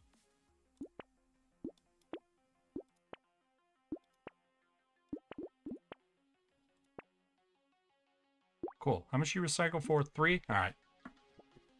Honestly, I don't... Am I crazy? How do people not have... How's the wildling? This is the wildling, right? Wildling. Let me check. Global achievements. Yeah, no, he's in 4th. This bro? This homie. The free 30% lifesteal on slingshots guy. You sure? Is this him? I don't... I mean, maybe I'm about to just fucking embarrass myself, yeah? That can happen. I could be talking mad shit and end up just embarrassing myself. Maybe people just really haven't bothered to attempt him? Maybe. I don't know, just because the gun dealer made a lot of sense for being like, you guys kind of saw me going through him. Why that dude, like, being a harder get than other characters totally makes sense. He is a tricky dude to actually make a build around because he's having to swap out all of his weapons. And I had to come up with that little thing of, oh, once I see a massively powerful weapon, I'm just locking in that slot until the last wave. Which was, you know, just a thing I ended up going for, essentially.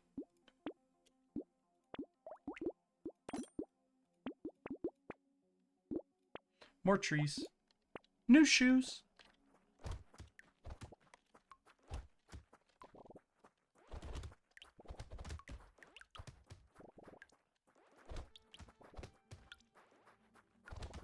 Yeah. Yeah, because if I don't have to be looking at for my healing stat, you know, health, regen, lifesteal, if I just have it, then all I have to worry about is attack speed, damage, and flat health. So I'm reduced down to just needing 3 stats. Oh, you heard that. You heard me mutter that, did you, Lotus? Nice. Thanks, I appreciate you.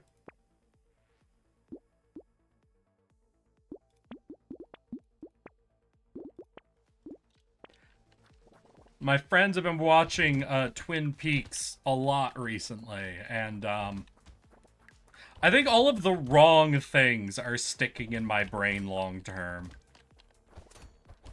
Like, Lotus, you see when that one lady just willed the dude to crash his car? That was crazy.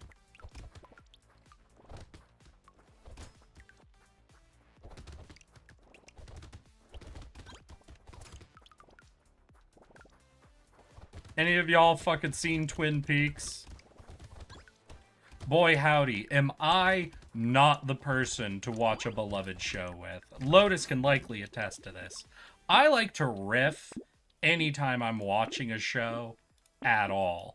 And I have, I think, gotten in trouble more than once with our friend who's having us watch the whole show. And I think he really likes Twin Peaks and really doesn't like how much I enjoy talking during Twin Peaks. To be fair, in spite of me, without a doubt, being the loudest person whenever we're watching, I am not the one who struggles the most to keep up with what's happening. And that's at least somewhat reassuring.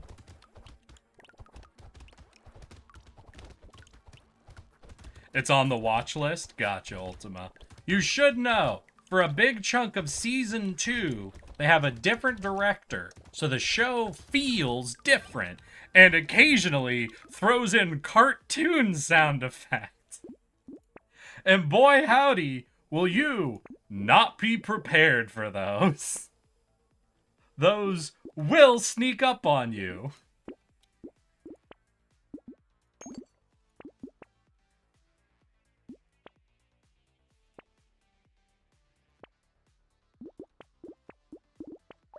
Huh? The director left for a portion of the second season. He was there for all of the first season, and I think for the last part of the second season, and then came in for whatever's after that. There's a portion during the second season where the show just feels like a different show entirely. Boy howdy though, did I enjoy it, because it introduced my favorite character on the show, Dick. And Dick is a great character in my opinion.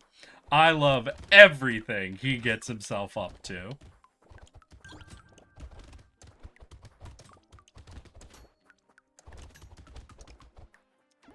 Yes, y'all heard it here first. Eric's favorite is Dick.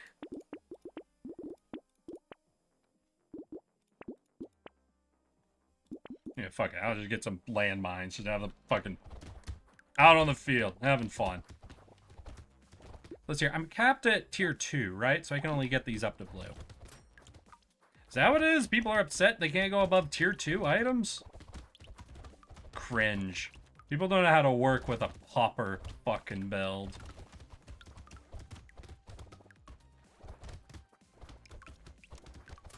All I need are a few slingshots and the goddamn power to heal infinitely. I'll win anything. The director got wacky. The director was always wacky.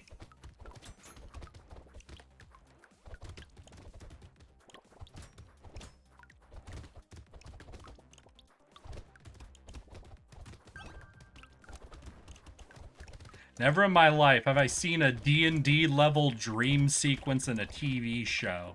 But boy howdy did he pull it off.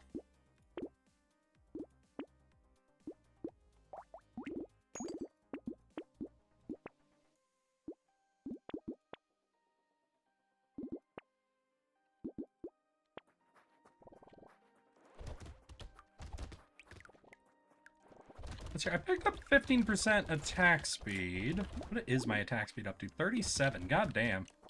Overall, would you say Twin Peaks is a good show?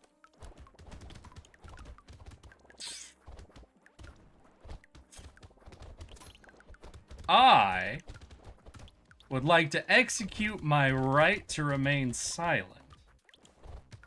I plead the fifth. Please. I'm begging you, Ultima. This is the location where I could be clipped, copied, and sent to my friends, who I enjoy hanging out with in the evening. I plead the fifth.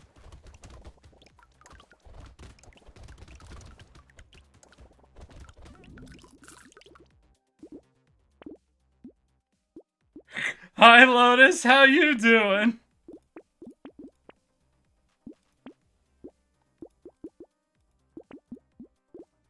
Yeah, I know you're here. How are you?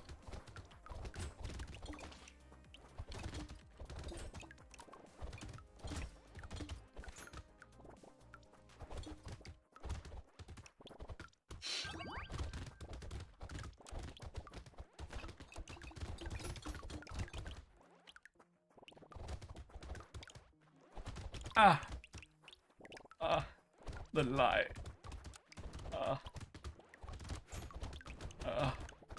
God, I started watching the actual full version of that. For those of you who don't know, there's some fucking Aussie comedy video thing that Lotus shared with. I don't know if that's from a TV show or if it's just a bit, where the whole start of it feels like it's your classic like YouTube ARG setup where things are like uncomfortable and kind of culty and there's something going on, and it's the funniest shit I've seen recently.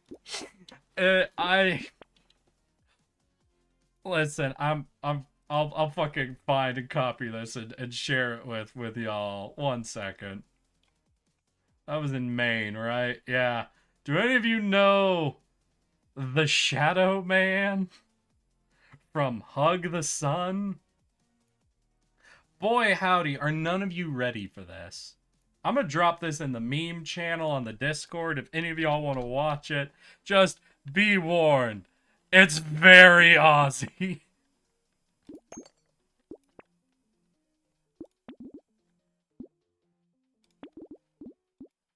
Oh, that. I'm ready. Hell yeah. Oh, the light. Oh.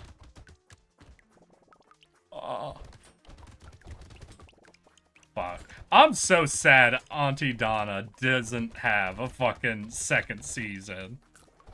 Or was it 2 seasons we watched all? I'm sad that show ended.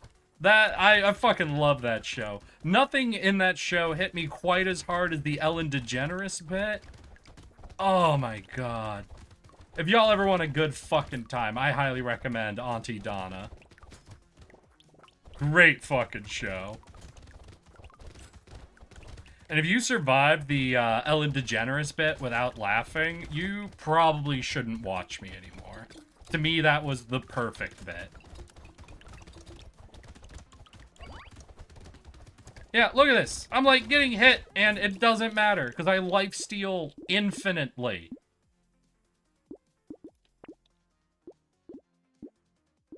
Yeah, fuck HP regen. If we could take more enemies, we bounce. Lock that in. Lock that in. That should be interesting. Let's go. Oh, the light. No, what was funny is Lotus shared this. And then someone in the group was like, wait, is this what you've been quoting? And I had realized Lotus had been making just soft sounds a lot recently that I did not realize was him quoting something. And was just like, yeah, that's just Lotus being weird, you know? Sometimes Lotus just goes, oh, the light. And it's, you know, I just assumed that was Lotus. Then we watched this, I'm like, oh, that wasn't just, he was quoting, so, oh, thank goodness. Oh, thank goodness. He was quoting something.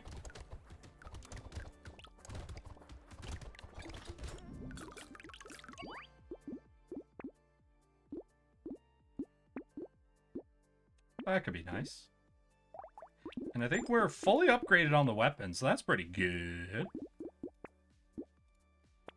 Now we can blend in the sausage and the snake and get a weird amount of fire going all of a sudden, actually. What can I say? I'm a certified freak. 7 days a week. Hey, did you kill the fucking bandage thong lady in the Pee on Me game yet? If anyone in chat can use this evidence to figure out what game I'm talking about, you get a, I don't know, a free Gigantify or something. You just pick like a reasonable redeem and you get it, okay? What? What? Alright, sounds like we got 2 non-takers in chat. I did yesterday, you were there. Was I there?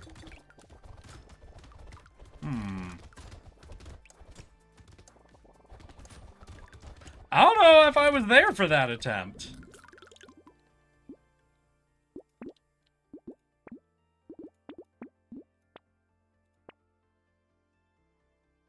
I mean, I could have been.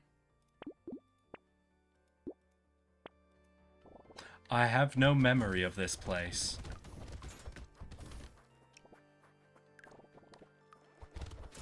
Which weapon did you have? Yeah, that'll orient me. I know. Okay, what weapon were you on?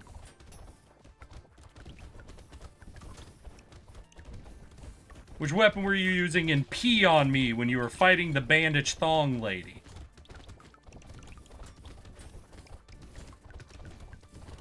The poop dagger. Wait, so not the cum dagger, the poop dagger? Or is that the same dagger, just slightly different build? Or is that the same build?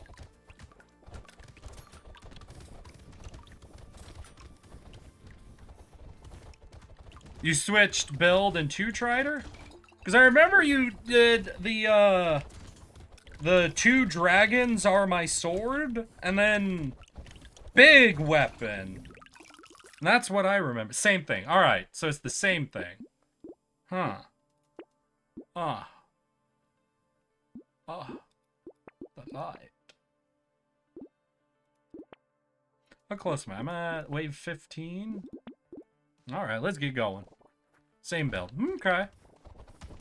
Well, glad you fucking beat Spyro. Or not Spyro. Sonic, really.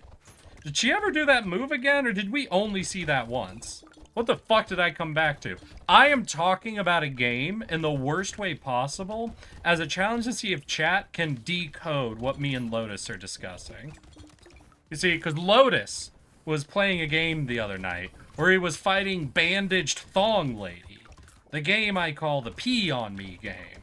You see, he tried to beat her at first using his cum build, where he throws cum in her eye and then he stabs her real good with a dagger.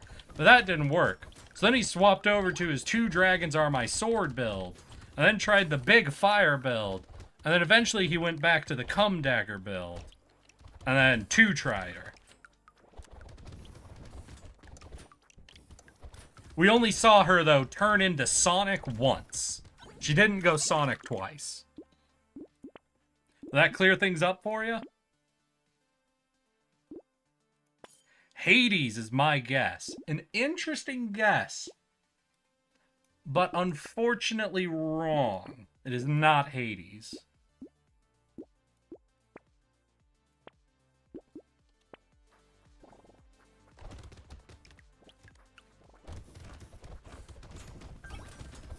Alright, wait, if I take damage, do I just... Ooh, we don't quite heal as fast as I would like. Or is that I'm taking too much, like, burst damage, essentially? I know. We're also not chewing through these guys very quickly. I have been not really taking a lot of damage bonuses, though. It's because I've been so unafraid with the amount of lifesteal I have. Maybe I should look at doing a little bit of damage boosting. Or just attack speed. You know, attack speed is damage, and it's healing for me. So, yeah, no, just only attack speed. Yeah, I got no clue. Okay, fair enough. It's fair if none of y'all could piece it together. That's fine. You don't need to know what we're talking about. Maybe it's just a private game between me and Lotus. You don't know.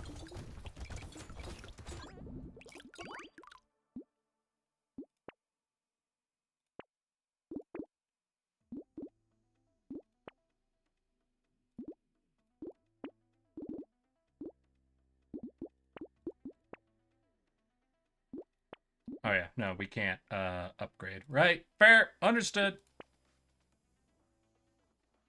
Okay, I think I'll lock in the mirror. Well, throwing common people makes me think of TF2. Why does that make you think of TF2?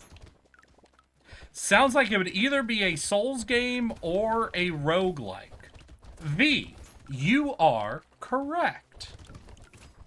Well, you're correct enough. Would you agree with that, Lotus, that guess is correct enough? We'll see if that narrows it down for people.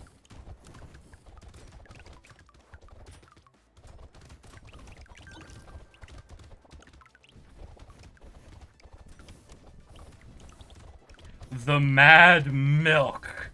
Yes, exactly.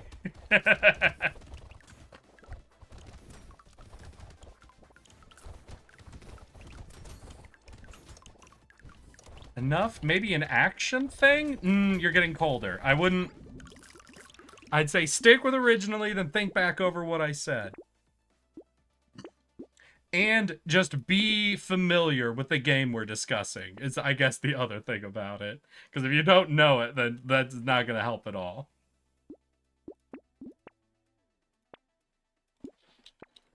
Stellar Blades, Sun Wukong. Oh. Honestly, one of my descriptions should technically give it away pretty hardcore in my opinion. Even if you aren't familiar with the game, actually. Well, even if you aren't very familiar with the game.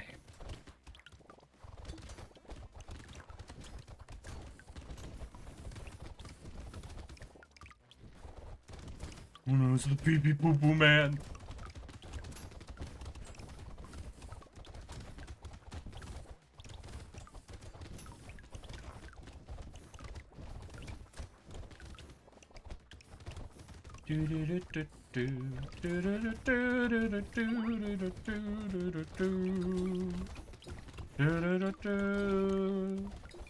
All the lonely people, where do they... I didn't turn on song requests today. You know how I know this? There have been 3 instances I've just started singing a song out of nowhere to myself. And that only happens when y'all ain't distracting me with a goddamn song requests. We'll lock in the Blood Leech. But we're almost on wave 20 already. God damn. Yeah, this one has felt like not a problem. Especially compared to the other 3. Now, I know I one-shot Cryptid, but Cryptid was a weird fucking bill. That was a weird character to get used to and to figure out what to do with. I could understand why that one was one of the rarest. And then the gun runner, or the weapons trader, or whatever the fuck he was, made perfect sense to me for people not to be super comfortable with. Because he is an awkward mofo to play. And I still haven't won with the Fisherman. Fisherman is hard. This dude does not feel like he should be anywhere near these fuckers at 1.5% rate, when it then jumps to like 3% afterwards.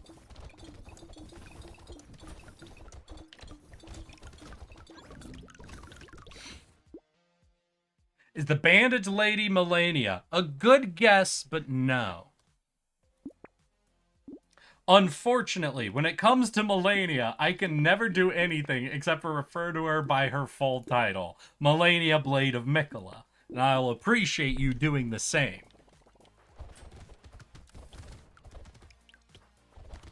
After all, she has never known your feet.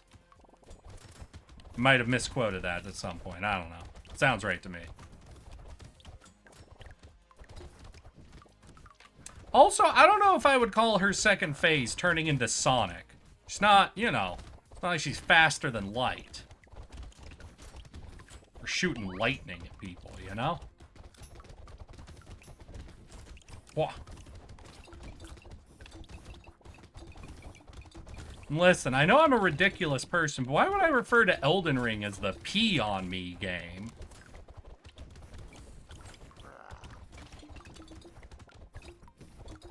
How we doing? Okay, yeah. I think we're just doing the classic, the goal of this mission is to survive. I don't think we're even thinking about killing this dude. We do not have damage. What we have is lifesteal. And a lot of flat HP. Okay. Okay. Yeah, just living on lifesteal. Let's go. So you're what, 16 more seconds? Well, we've got a lot of consumables over in the corner.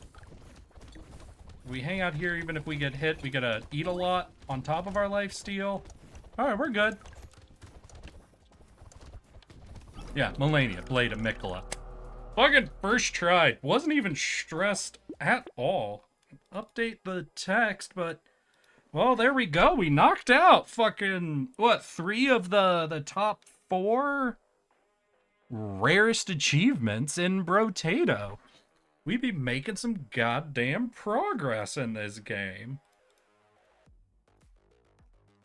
Scroll all the way to the bottom and... Oh my god, wait, no. I just realized. I got the wildling. And it just jumped up 1, 2, 3, 4, 5, 6 positions in rarity. Me getting the wildling moved it from 4th to 1, 2, 3, 4, 5, 6, 7, 8 to 9th position in rarity.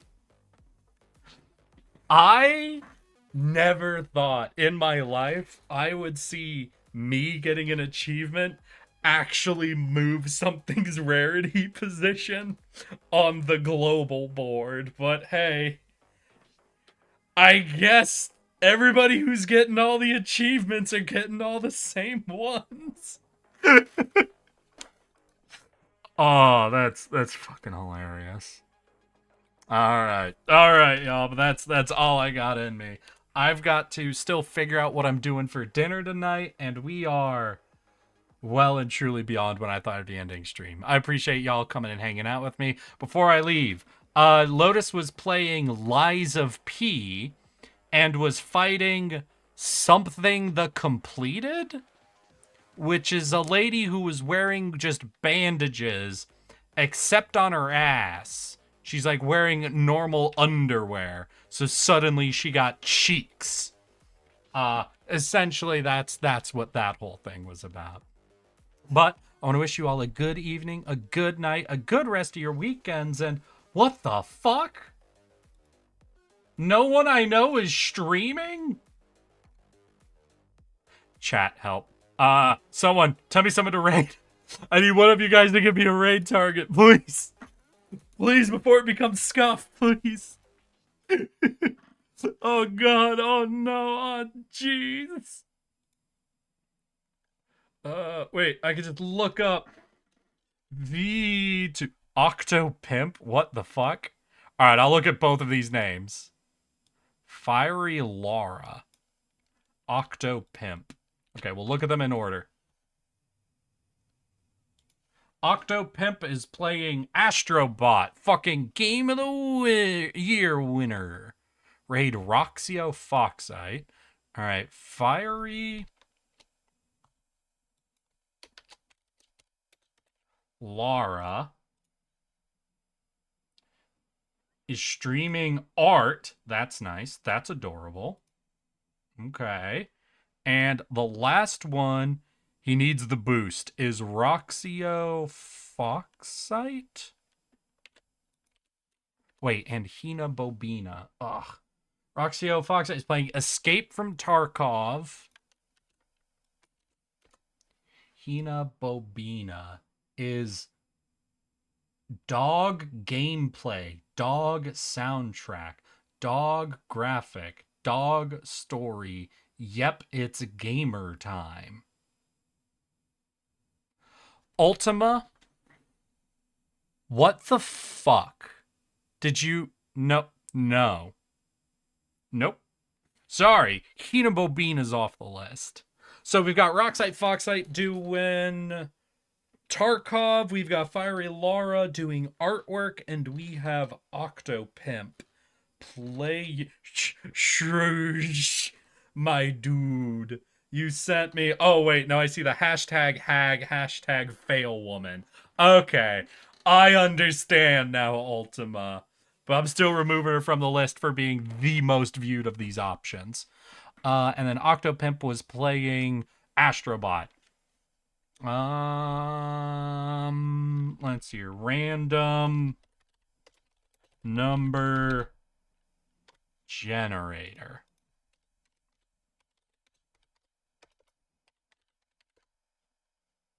One, two, three.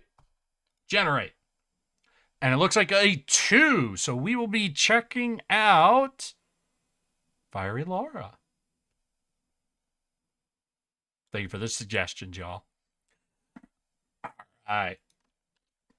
So, thank you all for a good evening. I had a lot of fun fucking absolutely going off topic, I guess, with all of y'all. Today was a weird stream, I think. I hope y'all had fun. But here's our raid target. Here's our raid message. We're going to be doing the full tardigrade raid. This is our first time raiding them, so we don't do the shortened version, because people have misinterpreted that in the past.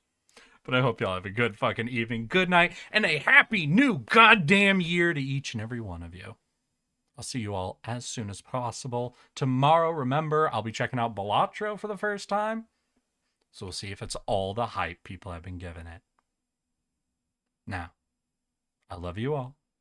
Let's get ready to raid in 5, 4, 3, 2.